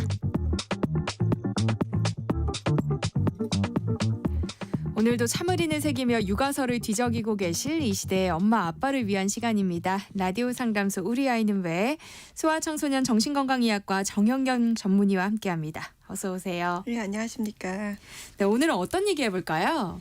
네, 겨울방학 아이와 함께 보내는 시간이 늘어나면서 그만큼 행복도 커지지만 여러 문제가 생기기도 하는 시기죠. 진료실에서도 아니면 주변 아이들을 키우는 부모님들도 방학만 되면 여러 어려움들을 토로하시는데 그중에 게임 문제는 놓치지 않고 빠지지 않는 주제죠. 그래서 여기에 대한 오늘은 얘기를 해볼까 해요. 네. 오늘도 아이와 게임 문제로 옥신각신 싸운 부모님들 많이 계실 것 같아요. 라디오 상담소 우리 아이는 왜 정영경 선생님이 도움을 드릴 테니까요. 방송 들으면서 궁금한 점 있으시면 문자로 많이 참여해 주세요. 참여하실 번호는 샵 9730번이고요. 짧은 문자 50원, 긴 문자는 100원의 정보 이용료 있습니다. 콩 게시판 KBS 일라디오 유튜브 채널을 통해서는 무료로 참여하실 수 있으니까요. 많은 참여 부탁드립니다. 아이가 방학에 게임을 한다고 해도 부모와 약속한 시간을 잘 지켜서 하면 크게 문제가 되지 않을 것 같은데요. 현실은 그렇지가 않아요. 그렇지 못하죠. 왜냐하면 온라인 게임은 기본적으로 그 게임 속의 플레이어가 최대한 오랫동안 머물러 있는 것을 목표로 설계된 가상 공간입니다. 이 모든 현대의 최첨단 기술력과 아이디어가 총동원이 되어서 더욱 매력적이고 항상 새로워서 아무리 오래 머물러 있어도 지속적으로 재미가 좋아지는 공간, 그렇게 프로그램된 곳이 온라인 게임 세상이기 때문에 이를 성인은 물론이고 아직 인내력이 충분히 형성되지 않은 아이들이 이것을 스스로 절제하는 것은 거의 불가능에 가깝다고 생각합니다. 그럼 전문가가 봤을 때 아이가 어느 정도 수준일 때 게임 중독이라고 말할 수 있을까요? 그 알코올 중독, 니코틴 중독, 탄수화물 중독 이런 기타 중독과 마찬가지로 모든 중독은요 공통적으로 내성과 금단이라는 두 가지 특성을 가지고 있습니다. 그중 내성이라고 하면 사용 시간이 점점 더 원치 않게 늘어난다는 의미이고 금단이라고 하는 것은 게임을 하지 않고 있을 때 현실 생활에 도저히 집중하지 못하고 지속적으로 게임만 생각하고 현실 생활은 무료함을 느끼고 의미를 잘 느끼지 못하면서 일상생활의 유지가 어렵게 되고 게임을 못하게 했을 때 분노 발작을 일으키는 경우라고 볼 수가 있겠습니다. 그런데 이 게임 중독이 굉장히 무서운 것이요. 처음 게임을 시작하고부터 얼마 지나지 않아 중독의 일정 부분들을 아이들이 보여주기 시작한다는 점이죠. 만약 우리 아이가 위와 같은 게임 중독 현상을 보인다면 이는 반드시 치료가 필요합니다. 왜냐하면 중독이라고 하는 것은 이미 스스로의 조절 능력을 상실한 상태이기 때문에 설득이나 대화로서 그 과정을 되돌리기에는 어려운 단계를 의미하기 때문입니다. 따라서 하루라도 빨리 노출로부터의 차단 그리고 대체 행동으로의 전환을 위해서 치료적 개입을 통해서 아이의 일상을 되돌려 주어야만 하죠. 그럼 치료는 어떻게 진행돼요? 사실 가장 간단하면서도 효과적인 방법이 바로 차단인데요. 이 모든 중독 행위의 최고의 치료 방법 중 하나가 바로 차단이기 때문입니다. 이 차단이 제대로 이루어지려면 입원화 치료 등이 가장 도움이 되겠는데 그러기가 여러 이유로 쉽지만은 않죠. 네. 그러다 보니까 이제 외래에서 할 수 있는 방법들은 우선 그 중독 상태에 대한 교육을 통해 문제 인식을 하도록 하고 현실적으로 마련 가능한 행위들을 제시하고 대체 행위들이 것들이요. 그다음에 동반하는 우울증이나 ADHD 같은 동반 질환들을 확인해서 이에 대한 치료를 시행하는 것들이 있는데요. 이미 중독의 단계에 들어서면 치료라는 것이 참 쉽지만은 않습니다. 그래서 미리 예방을 하는 것이 너무나 중요하고요. 그런데 만 3세까지는 미디어 노출을 최소화하는 게 좋다. 뭐 이런 얘기가 있잖아요. 그런 것처럼 게임 중독을 예방하려면 뭐 몇 세 이후부터 좀 게임을 허용해 주는 게 좋다. 이런 게 있을까요? 네, 일방적으로 주어지는 정보인 TV, 유튜브만 하더라도 소아청소년의 정서인지 발달에 해악을 끼치는 바가 이제 크다 해서 만 3세까지는 최대한 노출을 피해달라고 하잖아요. 네. 하물며 게임은 쌍방향적인 과정이기 때문에 게임 레벨이 높아지면서 얻게 되는 성취감을 포함한 쾌감의 레벨이 일방향적인 기타 미디어가 주는 쾌감의 크기와는 비교가 되지 못합니다. 네. 그렇기 때문에 온라인 게임의 노출은 최대한 늦출 수 있으면 늦추는 것이 좋겠고요. 사실 이 질문과 답변은 아이한테 언제부터 술 먹이면 좋을까요? 담배 피게 하면 좋을까요? 하는 거랑 사실은 유사한 부분이 네. 있어서요. 최대한 늦추는 것이 좋고 그것이 아니라면 적어도 게임에서 제한하는 권장 사용 연령만큼은 좀 지켜주셨으면 좋겠습니다. 이것이 너무나 당연한 원칙인데도요. 그저 고리타분한 이야기 마냥 지켜지지 않는 경우가 너무나 비일비재해서 드리는 말씀입니다.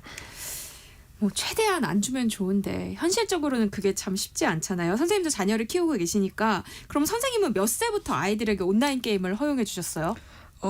네. 실은요, 콘솔 게임이라는 플레이스테이션, 닌텐도 같은 것들은 간혹 허락하고 있습니다만 아직 온라인 게임은 저는 제한을 하고 있습니다. 그런데 말씀드리기가 조심스러운 것이 외부에서 친구들과 이미 많이 접해봤더라고요. 학원 셔틀 차량에서도 하고 있는 것 같고 그래서 이제 부모의 뜻대로 자녀가 움직여주는 것은 저희 집도 전혀 아닙니다만 적어도 부모의 개입이 가능한 한에서는 그게 몇 살이 되었던 간에 최대한 미루고자 하는 마음이 있거든요. 네. 근데 이것이 뭐 제가 특별한 이유가 있어서 그런 것도 아니고 뭐 그 시간에 공부를 더 시키겠다는 그런 욕심도 아니고요. 저희 애들보다 더 훌륭한 엄친아들은 의외로 뭐 게임도 잘하고 이런 애들이 많거든요. 하지만 저희 아이들은 엄친아가 아니라 그저 평범하기 때문에 자제력도 극히 평범합니다. 그래서 그 자제력을 키울 수 있는 시기까지는 어쨌든 최대한 미루고 싶은 게 제 마음이고요. 그런데 아이들이 이 또래 문화가 있으니까 게임을 아예 못하게 또 통제하는 건 쉬운 게 아닌 것 같고요. 또 통제하면 할수록 아이가 부모 몰래 하지는 않을까 좀 걱정이 되기도 하거든요. 근데 또래 문화라고 하는 것이 생각보다 이게 부모가 모른다는 맹점으로 아이들이 굉장히 과대포장하는 것도 있거든요. 네. 사실 아직 초등학교 시기까지는요. 자녀들이 이야기하는 나 빼고 모두 다 해 이러는 말에 과장이 상당 부분 포함이 되어 있는 것이 사실입니다. 네. 우리 아이만 게임을 안 한다고 해서 놀아줄 사람이 하나도 없고 그렇지는 사실은 않아요. 이제 대신 이제 중고등학교 시기인 청소년기가 되면 또래 압력이라는 것이 인생을 통틀어 가장 강력한 시기이고 또 부모로부터 독립을 준비하는 제2의 분리개별화 시기이기 때문에 부모의 통제를 벗어나는 것이 어쩌면 정상적 발달 과정이거든요. 그래서 이제 일방적인 부모의 통제가 이제 청소년 시기부터는 좀 어렵게 되죠. 그렇기 때문에 청소년기 이전부터 게임 사용 시간이나 어느 수준을 어디까지 허용할 것인지 이런 부분들에 대한 교육과 합의를 꾸준히 이루어주는 것이 이제 필요합니다. 그런데 이제 잊지 말아야 될 제일 중요한 양육의 핵심 중 하나는요. 모두가 다 하고 있다고 해서 그것이 옳다는 것은 아니라는 사실입니다. 네. 그래서 우리 가정의 상식을 명확히 세우고 이를 함께 논의하고 지킬 수 있는 시간들은 반드시 필요하면서도 당당하셔도 되세요.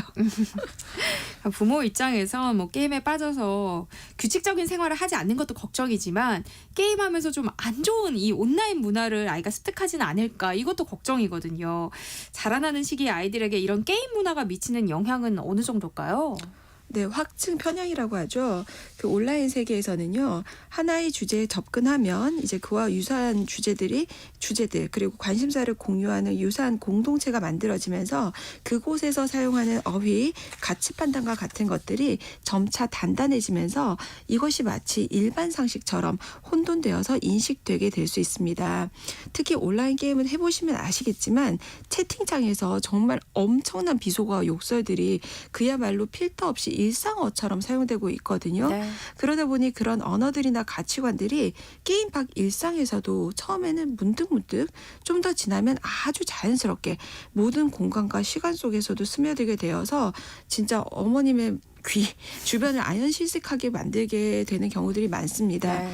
이 비속어 같은 것들이 전혀 없는 정치 관련 뉴스만 보더라도 내가 처음 클릭한 뉴스와 방향성이 비슷한 뉴스들만 알고리즘으로 형성되면서 점점 세상의 여론이 나와 같다는 그런 마음처럼 느껴지는데 막상 선거를 해보면 정반대의 결과가 나오고 하는 것들을 경험을 해보셨을 건데요. 이러한 확증 편향성 때문에 이 전두엽 조절 기능이 미성숙한 소아청소년들에게는 온라인 게임의 위해성은 조금 더 강하다고 볼 수가 있겠습니다. 네. 만약 아이가 게임 중독까지는 아니지만 많은 시간 게임을 하고 있고 스스로 절제하지 못한다면 부모가 어떻게 개입하는 게 좋을까요? 네, 저희 병원 같은 경우에는 소아청소년이 처음 진료를 받으러 오는 경우에 인터넷 게임과 관련한 간단한 설문검사를 아이들이 자가로 하게 되거든요. 네. 그러면 놀라운 점은요. 아이들 스스로가 자신들의 게임 사용 시간들에 대해서 심각성을 부모만큼이나 심각하게 인지하고 있는 경우들이 많다라는 점입니다. 이렇게 부모들은 오히려 아이가 얼마나 쓰는지 모르고 계시는데 아이들이 알고 있더라고요. 자기 밤에 3, 4시까지도 했다. 뭐 이런 식으로 하면서 고치고 싶은데 잘 안 된다. 근데 그 이유가요. 사실 사람이 뭔가 의미 있다고 일반적으로 칭송받는 일들을 하고자 하는 욕망이 모두 다 있어요. 그리고 그렇지 못한 일들에 대해서는 내가 행하는 경우에 점점 수치심이 차곡차곡 쌓이는 특성들이 있습니다. 그래서 실제로 하루 종일 게임만 하고 학교는 다니지 않거나 아니면 학교는 간다고 하더라도 거기선 잠만 자고 밤새도록 게임을 하는 친구들 중에서 나는 행복하다 이러면서 편안하고 좋은 미소를 띠면서 밝게 생활한 아이들은 없습니다. 네. 그래서 이 지금 방송을 듣고 계시는 부모님들 주변도 살펴보시면 이러한 사실들은 금세 느끼실 수 있는 사안일 것입니다. 왜냐하면 행복감이라고 하는 것은 무절제에서 비롯되는 것이 아니고요. 절제와 이를 통한 성취감에서 비롯되는 것이기 때문입니다. 그래서 아이가 아직 중독의 수준이 아니라면요. 제한 설정에 대해서도 현실적이면서 아이 삶의 밸런스를 맞추어 행복감을 보다 잘 느끼게 만들 수 있는 적정 수준에 대해서 아이와 함께 논의하고 지켜나갈 수 있는 시간을 가지도록 해야 됩니다. 그리고 이것을 잘 지킨 경우에는 미리 합의된 보상을 제공하고 결국에는 스스로 조절을 하였다는 자신감과 습관을 내면화시키는 것이 필요합니다.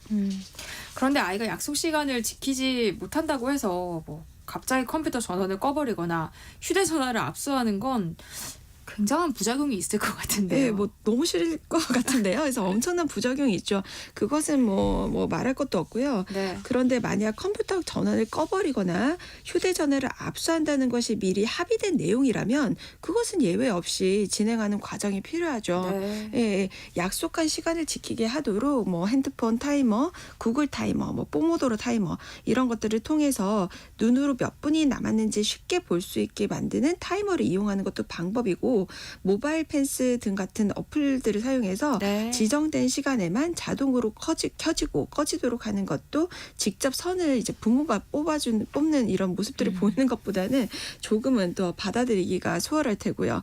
여하간 미리 보상과 처벌에 대한 합의가 필요하고요. 이는 예외 없이 시행이 되어야만 합니다. 부모가 좀 피곤하다고 좀 더 허용해 주시고 절대 그러지 마시고요. 네. 게임도 게임이지만 휴대전화 사용 시간을 두고도 사실은 아이들과 입씨름을 자주 하게 되잖아요.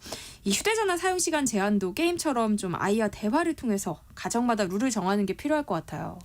네, 이게 부모님들께서 지금도 뭐 쓰고 계실 테고 직접 휴대폰을 사용해 보셔서 너무나 잘 아시겠지만 휴대전화 시간은 보통 점점 늘어납니다.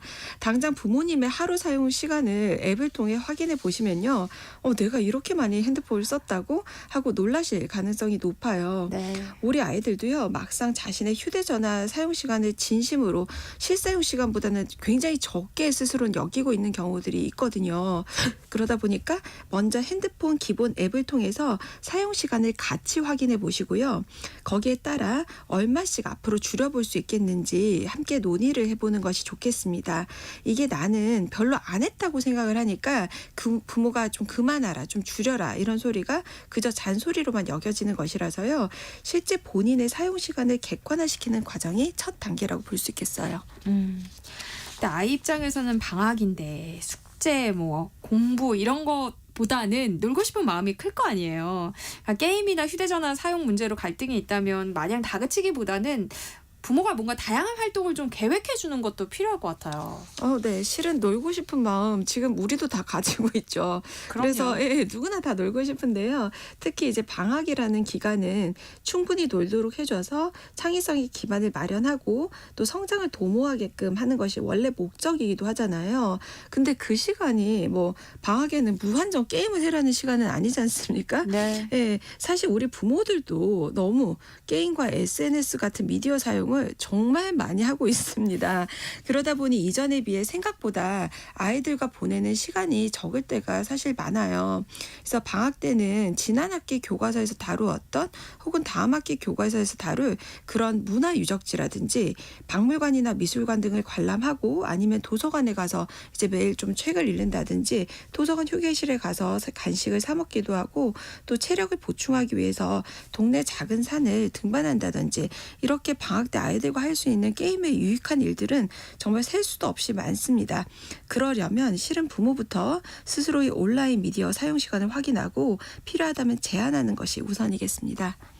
네, 방학이라고 게임에만 빠져 사는 아이들 어떻게 대처하면 좋을지 이야기 나눠보고 있는데요. 관련해서 궁금한 점 있으신 분들 문자 보내주시면 소아청소년 정신건강의학과 정현경 전문의가 상담해드리겠습니다. 노래 한 곡 듣고 올게요. 양희은의 엄마가 딸에게. 네. 노래 나가는 동안 많은 분들이 문자 보내주셨는데요. 7733님 7세와 8세 아이를 키우고 있습니다. 그중에 첫째는 발달이 느린 편이고 지능검사를 하니 처리 속도가 낮더라고요. 그래서 게임을 하면 좀 더 빠르게 정보 처리를 하게 되지 않을까라는 생각으로 게임을 허용해줬는데 이게 화근이 된 것 같아요. 독서 위주로 키웠다가 게임에 빨리 노출시켰는데 지금이라도 조절해야 할지 8세면 조절이 될까요? 하셨어요. 네, 그 처리 속도가 낮은 아이들 중에서 일부 그 게임이 있습니다. 그래서 하면은 좀 더 이 부분들이 올라오는 데 도움을 주는 경우들이 있는데요. 근데 사실 조금 이제 이걸 통해서 얻게 된 득보다는 이제 실이 많고 처리 속도를 올릴 수 있는 방법은 게임 말고도 굉장히 다양한 방법들이 있기 때문에 네. 이것 때문에 뭐 게임을 꼭 허용해주고 이럴 필요는 없을 것 같아요. 중요한 내용은요. 이제 8세면 조절이 충분히 가능하고요. 지금이라도 하시는 걸 전혀 늦지가 않고요. 그다음에 이제 이 어머님께서 7333님께서 처리 속도가 낮은 것을 어떤 특정한 게임을 통해서 올린다는 거 이런 정보들을 아실 만큼 아이의 어떤 인지 발달에 대한 지식들이 많으시기 때문에 대체 방법들도 많이 아실 것 같아요. 그래서 지금부터면 조금 더 이제 노출들을 줄여주시는 게 오늘부터라도 좀 도움이 될 것 같습니다. 다른 방법으로 처리 속도를 좀 높여줄 수 있는 것들은 어떤 게 있어요? 사실 다양한 방법들이 있는데요. 제일 뭐 손쉽게 할 수 있는 거는 운동이고요. 네. 그중에서 뭐 줄넘기라든지 그리고 굳이 그런 온라인 게임이 아니라 보드 게임들 많이 도움이 되어요. 그래서 뭐 부루마블 이런 게 아니라 그 시중에 어머님들이 아실 텐데 그 시지각과 관련된 이런 보드 게임들이 많이 유통되고 있어요. 그런 것들도 같이 해주시면 더 좋습니다. 도불 이런 거 말씀하신 것 같아요. 도불도 도움이 됩니다. 네. 콩으로 송경민 님이요. 아이가 올해 중2 올라가는데요. 요즘 PC방에 빠져 있습니다. 용돈을 끊어야 하나 고민이 됩니다. 어떻게 할까요? 하셨어요. 이거는 좀 어려운 문제예요. 일단은 용돈을 끊는다고 해서 PC방에 가지 않게 되지는 않습니다. 오히려 용돈을 끊게 되면 그 돈을 마련하기 위한 또 다른 방법들을 생각함으로써 여러 가지 갈등들이 더 심화되는 경우들이 많기 때문에 용돈을 끊는 것은 좋은 방법은 아니고요. 이 PC방에 빠져 있는 것에 대한 어떤 문제를 좀 논의를 하고 이러기 위해서 이 부분을 조금 그 정신과나 상담센터를 통해서 제3자가 개입한 데서 객관화를 하는 과정이 분명히 필요할 것 같아요. 네. 0358님 아이가 밥 먹을 때도 핸드폰을 손에서 붙잡고 게임을 합니다. 밥 먹을 때마다 큰 소리를 내기도 그렇고 한때겠지 하고 넘겨야 할까요? 하셨어요. 이거는 정말로 못하게 해야만 해요. 네. 이게 뭐 아이라고 그런 게 아니라 우리도 상대가 이제 식사 시간에 뭐 남편이나 아내 아니면은 뭐 상대의 어떤 부모가 폰을 잡고 이제 밥을 먹고 있으면 굉장히 무시당한다는 느낌을 받죠. 그래서 네. 이 폰을 보면서 이제 게임을 하고 밥을 먹는 습관은 정말 이제 금지를 해야만 하는 건데 이것이 한대겠지 하고 넘길 수가 없는 것이요. 밥, 그다음에 수면, 그다음에 개인 위생, 그 씻고 이러는 문제들 이런 부분들 같은 경우에는 무조건 거기에만 집중을 하도록 우리가 습관을 만들어줘야 됩니다. 그렇기 때문에 밥 먹을 때만 이제 한다 이렇게 했을 때도 이 밥은 곧 이제 잠을 줄여가면서 하게 되고 그다음에 씻지 않고 하게 되고 이런 것들로 금방 넘어가기 때문에 네. 절대로 한때가 되지 않습니다. 당장 줄여주시는 게 필요합니다. 네, 라디오 상담소 우리 아이는 왜 오늘 여기까지 하겠습니다. 소아청소년 정신건강의학과 정현경 전문의와 함께했습니다. 고맙습니다. 감사합니다.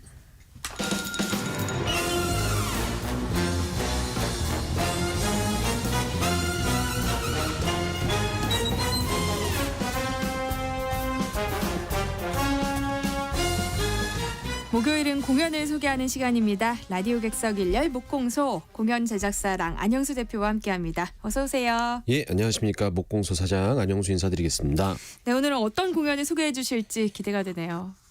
기대? 항상 기대합니다, 저도. 그럼 안 되는데. 오늘 소개해드릴 작품 이렇게 준비해봤습니다. 그 시기적으로 딱 적절한 공연을 하나 갖고 왔는데 네. 엄청 추웠던 날씨가 이제 조금 풀리고 또 내일이 발렌타인데이잖아요. 그래서 이제 이런저런 계획을 세우고 계신 분들이 많으실 텐데 네. 반면에 이런 분위기가 정말 싫으신 분들을 위해서 오늘 준비해왔습니다. 아, 그래요? 네, 무대 위에 있는 인물들이 모조리 다 안 좋은 결과를 맞이하는 극. 굳이 장르를 만들어 보자면 판타지 파멸 뮤지컬 또는 잔혹동화 뮤지컬 뭐 이렇게 설명할 수 있을 것 같은데 이런 작품 하나 갖고 왔습니다. 와, 대표님의 이 반전. 네. 역시 대표님같습니다. 네, 발렌타인데이 이런 거 뭐 많이들 뭐 이벤트도 많이 있잖아요. 그럴 때 소외되는 쪽 이쪽을 바라보는 것이 저는 필요하다 이렇게 생각합니다. 근데 저희 세모전 애청자분들은 그런 분들은 아닐 거예요. 알죠, 알고 있습니다. 근데 이제 그냥 농담삼아 말씀드렸는데 네. 그 외 그 주말 연속극 막 이런 거 봐도 저희가 막장 드라마라고 하는 거 있잖아요. 그런 거 인기 좋잖아요. 이게 이런 비극에서 주는 이 묘한 도파민. 이렇게 이제 극으로 이제 그런 걸 만날 때 엄청 짜릿하거든요. 그리고 이제 저 무대 위에 있는 그 캐릭터들보다는 내가 상대적으로 좀 행복하구나 이렇게 느끼실 수도 있고 이런 깊은 뜻이 또 있죠. 이제 대표님이 어떤 분인지 알겠네요. 저를요? 자, 원래부터 아실 것 같았는데 모르시는 것처럼 이야기하셔서. 자, 이제 근데 이제 말씀드리다 보니까는 이런 생각이 들었는데 그 많은 흥행 작품들이 의외로 이런 작품들이 많이 있어요. 그런 이제 자극점들을 무기로 대중들한테 만족을 주는 작품들.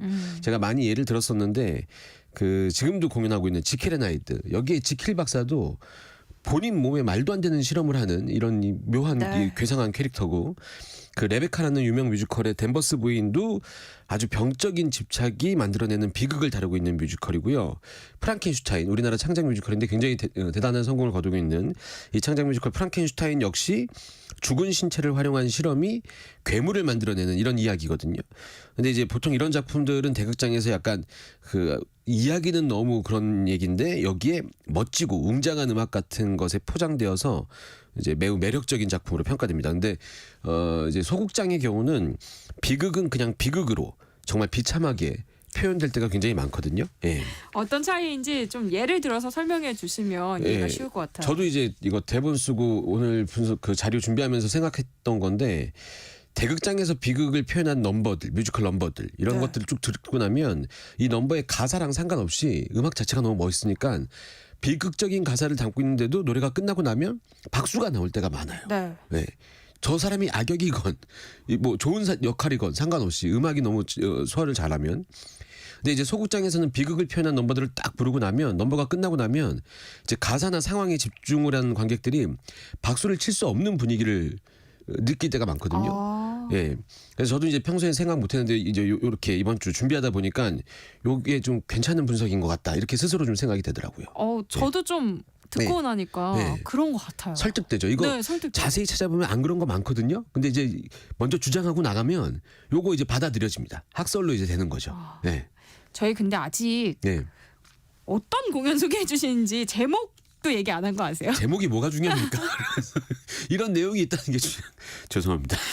자, 오늘 소개해드릴 작품 올해 처음으로 선보이는 300석 규모의 소극장에서 펼쳐지는 창작 뮤지컬인데 제목이 라파치니의 정원이라는 그런 작품 하나 갖고 왔습니다.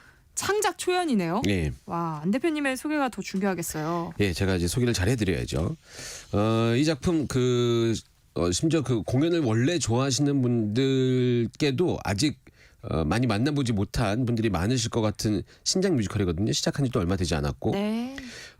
제가 기회 될 때마다 말씀드렸던 그 지원 사업을 거쳐서 개발된 작품이고요. 잠깐 다시 한번 말씀 간단하게 드리면. 중구문화재단 충무아트센터에서 하는 사업 중에 신진 스토리 작가 육성 사업, 그러니까 작가를 육성하는 그런 사업인 거죠. 이런 새로운 창작진들한테 기회를 주는 사업인데 이 사업 2020년에 있었던 이 사업에서 선정됐었던 작품이고 그 이후 그 다음에 2021년에 쇼케이스로 관객들한테 처음 선을 보였던 작품인데 그렇게 쇼케이스가 끝난 다음에 공연된다는 소식이 없다가 스튜디오 선데이라는 제작사를 만납니다. 이 제작사 어떤 제작사냐면 2022년에 그 미세스 다우파이어라는 공연, 그 영화로도 유명했었던 이 공연 만들었던 제작사인데 이 제작사가 이 작품을 선택하고 21년 이후에 이 작품을 계속 수정 보완하면서 작품을 개발하고 보완을 한 거죠. 그리고 이제 오랜 시간 동안 그렇게 시간을 보내고 나서 4년 이후에 올해 공식적으로 공연을 올리게 됐는데 네. 그것도 이제 그냥 올린 게 아니라 1년에 4작품만 선정해서 지원해주는 창작산실이라는 게 있거든요. 거기에 올해의 신작으로 4작품 선택하는 데 뽑혀서 이거 역시 지원을 좀 받아가면서 관객분들을 만나게 된 그런 공연입니다. 예. 창작산실은 예전에 이야기해 주셨던 기억이 나는데요. 예. 이렇게 제작 지원을 받으려면 작품성이 인정받아야 되는 거잖아요. 그렇죠. 어떤 기준으로 작품들을 뽑아요? 예, 뭐 매해 다르진 않고 전문가분들이 이제 기준을 정해서 뽑으시는 것도 있고 거기에 더해서 쇼케이스를 통해서 관객분들의 평점 같은 것도 받아서 이제 뽑게 되는데 간단하게 말씀드리면 전문가 판단 그리고 관객분들의 아주 작은 기회 그리고 적은 명수지만 그 분들의 평가를 가지고 선정이 됩니다. 그리고 이 작품의 메시지 이런 거 중요하게 보고요. 그리고 이 작품이 지금 이 시기에 관객들한테 통할 것인가. 그리고 이 작품이 창작산실로 지원했으니까 계속 오랫동안 반복적으로 공연되어야 될 만한 작품이거든요. 이어야 되거든요. 네. 예, 그런 가능성이 있는지 이런 걸 보면서 이제 선택을 하는 거죠. 근데 요렇게 생각하다 보니까는 이런 생각이 들었는데 그 TV에서 그런 프로그램 많잖아요. 그 아이돌 육성하는 걸 보여주는 프로그램. 이제 저런 식으로 뮤지컬이 개발되는 과정, 그러니까 아이돌 개발되는 거랑 똑같이 뮤지컬이 개발되는 과정을 많은 분들한테 보여드리면 참 좋겠다 이런 생각이 들더라고요. 그리고 지난 주말에 제가 그 OTT 통해서 그 라이온킹 뮤지컬 라이온킹이 30주년 됐거든요.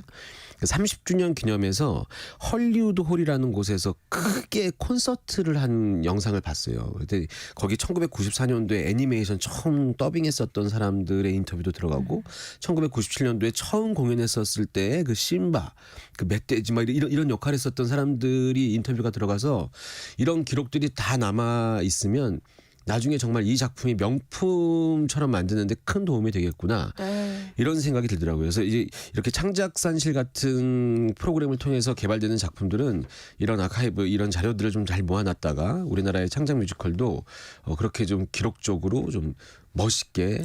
네. 지금 명성황후가 아마 30주년일 겁니다. 명성황후도 처음 시작했을 때 어떤 배우분들이 거쳐갔는지 이런 영상물이나 이런 것들이 좀 나와서 더 많은 분들한테 알려지면 창작 뮤지컬에도 좀 큰 힘이 되지 않을까? 이런 생각이 듭니다. 예. 평소에는 그냥 목공소 사장님 같았는데 또 오늘따라 유독 공연 제작자 네. 같은 발언들을 많이 해주시네요. 멋지세요. 저는 나무를 가지고 뭘 만들어 본 적이 없는 목공소 사장이라서. 자, 그럼 이제 정말 작품 이야기를 좀 해볼까요? 예, 시간이 많이 됐는데 간단하게 내용 말씀드리도록 하겠습니다. 일단 그 라파치니의 정원, 이 제목 그대로 라파치니라는 사람이 만든 정원. 그리고 이제 그 정원을 벗어나면 안 되는 사람에 대한 이야기라고 말씀드릴 수 있을 것 같아요. 정원을 벗어나면 안 된다고요? 예, 그러니까 뭔가 묘하잖아요. 장르를 굳이 나누자면 미스테리 드라마로 시작해서 나중에 어떤 사연이 밝혀지죠. 그때부터는 약간 서스펜스물처럼 흘러가는 공연인데 결국 이제 왜 어떤 그 비극이 보여지는데 왜 그런 선택들을 했고 이런 이야기를 다룬 공연이라고 말씀드릴 수 있을 것 같은데 줄거리 말씀드리기 전에 공연 좋아하시는 몇 분들이 이제 이 공연 시작한 지 얼마 안 됐지만 좀 보신 다음에 리뷰를 제가 들었는데 음악이 너무 좋다고 하더라고요. 그래서 네. 시간 너무 늦어지지 않을 때 빨리 음악 한 곡 듣고 공연 줄거리 간단하게 말씀드리도록 하는 게 좋을 것 같습니다. 네. 어떤 곡 먼저 들어볼까요? 이 극에 나오는 남녀 주인공 넘버인데요. 베아트리체와 지오바니의 듀엣곡.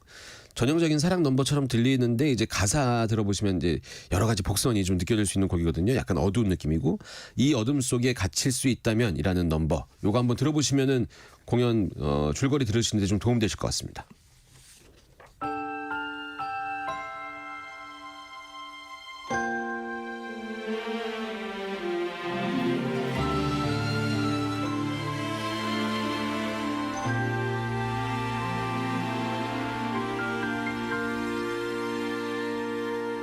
당신과 함께한 계절에는 그대의 붓질로 싹이 터서 그대만 향하죠.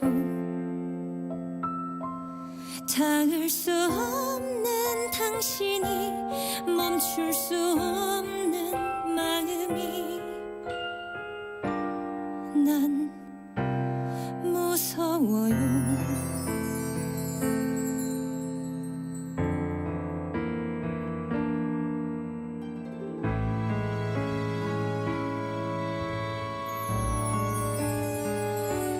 그녀에게 가시가 있다 해도 난 그대로 끌어안겠어요. 그녀에게 빛이 없다 해도 그 어둠 속에 기꺼이 갇히겠어요. 멈출 수 없는 이 마음도 닿을 수 없는 당신도 더는 두렵지 않아 그저 있어줘요. 그 어디라도 그대 곁이라면 이 어둠 속에 갇힐 수 있다면 난 영원히 그대의 정원 그대의 그림 될 텐데 눈을 감아 태양을 막아 기도 속에 이 밤 속에 그대의 곁에서 이 어둠 속에 갇힐 수 있다면 난 영원히 그대를 꿈꿀 텐데 이 어둠 속에 갇힐 수 있다면 영원히 그댈 향할 텐데 그대의 숨결 그대의 빛을 영원히 찾으며 지금 이 밤 속에 귀 기울이며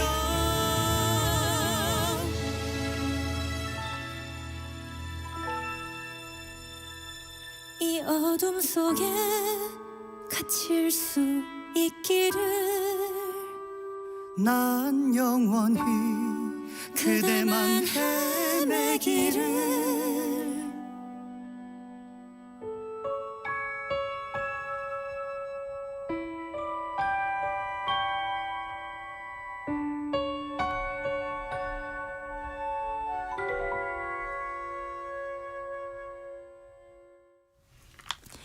네, 뮤지컬 라파치니의 정원 가운데 이 어둠 속에 갇힐 수 있다면이라는 제목의 넘버 함께 들어봤습니다. 설명을 미리 들어서 그런지요. 약간 노래에 슬픔이 스며 있는 것 같아요. 예, 역시 진행자님은 대단한 이제 안목이 생기셨습니다. 안목이라 그 듣고 느끼는 건 뭐라고 그럽니까? 글쎄요. 안목. 귀목이라고는 말. 아니 근데 누구라도 네, 알겠습니다. 네, 예. 아실 것 같아요. 네. 이제 정말 뮤지컬 라파치니의 정원 줄거리를 소개해 주세요. 예, 나중에 노래도 들어야 되니까 빨리 소개해 드릴게요. 간단하게 말씀드리겠습니다. 이 작품 주홍 글씨라는 작품으로 잘 알려진 19세기 미국의 소설가 나다니엘 호손의 단편 소설을 라파치니의 딸이라는 작품이 있거든요. 그걸 모티브로 한 작품인데요. 공연장에 딱 들어가면 일단 소극장 무대 전체를 정원으로 만든 구조물을 딱 볼 수 있는데 이게 그냥 작은 소품 같은 정원이 아니라 매우 큰 정원처럼 느껴질 수 있도록 무대 전체가 정원이고요. 이 높이를 많이 활용한 무대를 만나게 됩니다. 네. 바로 이 정원이 이제 라파치니라는 의사이며 동시에 무언가를 연구하는 이 박사의 정원인데 이 정원의 신기한 점이 뭐냐면 바로 라파치니의 딸 베아트리체라는 이 딸이 이 안에만 살고 있는 거였습니다. 이렇게 말씀드리면 이제 또 뭐 공기 좋은 정원에서 몸이 좀 허약한 딸이 있나 보다 이렇게 생각하실 수 있는데 그런 건 또 아닙니다. 여기 여러 가지 사연이 있는데 예상과는 완전히 다른 사연인데 이건 잠시 뒤에 말씀드리고 일단 중요한 건 이 정원 안에 살고 있는 베아트리체는 평생 이 안에서만 살고 있는 상태였던 거거든요. 근데 밖으로는 한 번도 나가지 못했던 삶이었었던 거고 그리고 이 아버지랑 이 딸 두 명은 좀 특별한 점이 있는데 바로 손에 이 목이 긴 장갑을 계속 끼고 있어요. 그래서 이제 약간 이상해 보이는 묘한 점이 많은 이런 부녀가 있고요. 네. 다른 등장인물이 나오는데 바로 방금 전에 노래 들으셨던 그 남자 주인공 지오반이라는 인물인데 이 지오반이라는 인물은 세계의 아름다운 곳을 돌아다니면서 그림을 그리는 예술가의 기질을 타고난 사람이에요. 근데 이제 이 라파치니가 살고 있는 이 동네에 온 거죠. 그러면서 이곳저곳을 막 그리고 다니다가 이 정원을 발견하게 됩니다. 그리고 정원이 아름답다고 생각하면서 정원을 바라보고 있는데 이 안에 베아트리체라는 인물까지 만나게 되는 거죠. 그리고 이 사람한테 한눈에 반하게 됩니다. 서로에 대한 호기심이 가득 찬 상태에서 결국 이들은 만나게 되고 지오바니와 베아트리체는 사랑에 빠지게 되죠. 여기까지는 뭐 이해되시죠? 이렇게 사랑에 빠지는 건 네. 약간 좀 전형적인 그렇죠. 느낌이 드는데요. 네, 이 사랑 빠지는 건 보통 다 전형적입니다, 사실은. 네. 근데 이제 여기서부터 이상한 분위기가 만들어지는데 제가 말씀드렸다시피 평생 정원에만 갇혀서 혼자 지냈던 베아트리체가 왜 갑자기 뜬금없이 지오반이라는 외부 사람을 만나게 됐을까? 이게 어떤 이유가 있을 것 같다. 그리고 이 라파치니와 베아트리체는 장갑을 왜 계속 끼고 있는 것일까? 왜 이 정원 안에만 살고 있는 것일까? 이제 이런 의구점이 들면서 공연이 계속 진행되거든요. 예. 근데 이제 이건 공연장에 가셔서 보시면 된다라고 얘기하면 여기서요? 네, 너무 힌트가 없죠. 네. 너무 막 하는 거죠 지금 제가. 그래서 조금 더 말씀드리면 이 정원에서 키우는 꽃이며 식물들 이게 이제 힌트인데 이 식물들은 사실 여러 군데를 돌아다니면서 아름다운 것들을 그렸던 이 남자 주인공 지오바니도 처음 보는 식물들인 거예요. 네. 그래서 뭔가 봤더니 이 식물들이 사실 알고 봤더니 모두 다 독초였던 겁니다. 독초. 그리고 이 독초들이 가득한 곳에서 베아트리체는 살고 있는 거고 베아트리체가 이 독초가 가득 찬 정원에서 살고 있을 수 있도록 이 라파치니라는 박사는 무언가 연구를 계속하고 있었던 거고 그리고 이들한테는 아주 큰 비밀이 숨겨져 있는 것이고 이 비밀은 제가 처음에 말씀드렸다시피 세상에 대한 복수라고까지만 제가 얘기를 해드리면 될 것 같은데 요거 이제 공연장에서 좀 보시면 될 것 같고 그렇게까지 진지하고 인상 쓰시면서 절 보실 필요는 없어요. 사실이 있는 얘기는 아니니까. 네. 아니 근데 궁금증이 네. 다 풀리지 않았어요. 네. 근데 이제 그 제가 이제 영화 코너처럼 자 여기까지 어서 확인해 보시죠 이렇게 말씀드리고 싶은데 그렇게 하면 조금 애매하긴 하니까 근데 이제 이 파국으로 치닫는 이야기는 공연장에서 보셔야지 약간 도파민이 막 분출되면서 재미있게 보실 수 있을 것 같아서 여기까지만 말씀드리고 딱 하나 그 굉장히 아름다운 그 공연의 마지막 장면이 있거든요. 꽃가루가 확 뿌려지는 네. 이 장면이 가장 큰 비극으로 만들어지는 어떤 그 무대 장치여서 이 눈으로 보는 건 아름다운데 내용은 처참한 이런 분위기를 느끼실 수 있을 겁니다. 네. 여기서 보내드리기엔 너무 아쉬워요. 그러면은 그게 매력. 네. 좀만 더 소개해 주세요. 제가 일단 간단하게 말씀드리면 이야기를 듣는 재미가 좀 있는 작품이거든요. 공연 시작할 때부터 이게 왜 저러지? 라고 하는데 이제 소위 초반에 뿌려놓은 떡밥을 후반에 잘 회수해가는 공연이라고 말씀드릴 수 있을 것 같고 하나만 더 말씀드리면 이 그 마녀 사냥이라고 하잖아요. 예전에 잘못된 어떤 여론 때문에 사람이 공지에 몰리게 되고 그렇게 되는 여기에 대한 이야기가 나와서 요즘에도 좀 전해지는 메시지가 있는 공연이 아닌가 이런 생각이 듭니다. 네. 끝곡으로 어떤 곡 들어볼까요? 끝곡은 이게 라파치니의 정원이니까는 조금 전에 들려드렸던 거는 그 라파치니 주인공이 없는 남녀 사랑 듀엣이니까요. 라파치니라는 사람이 어떤 마음을 갖고 있는지 이 라파치니 주인공이 부르는 기도라는 넘버 짧은 넘버인데 요걸 마지막 곡으로 갖고 왔습니다. 네, 지금까지랑 안영수 대표님과 함께했습니다. 고맙습니다. 감사합니다. 세상의 모든 정보 여기서 마무리하겠습니다. 끝으로 뮤지컬 라파치니의 정원 가운데 기도라는 제목의 넘버 김종구 배우의 목소리로 함께 들으시고요. 저는 내일 다시 찾아뵐게요. 지금까지 아나운서 전주리였습니다. 고맙습니다.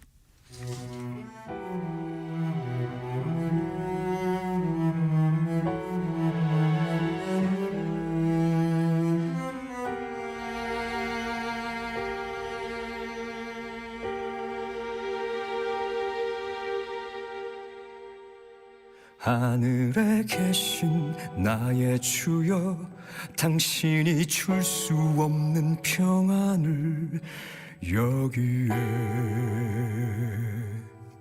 이 땅에 없는 나의 주여, 나만이 줄 수 있는 생명을 여기에.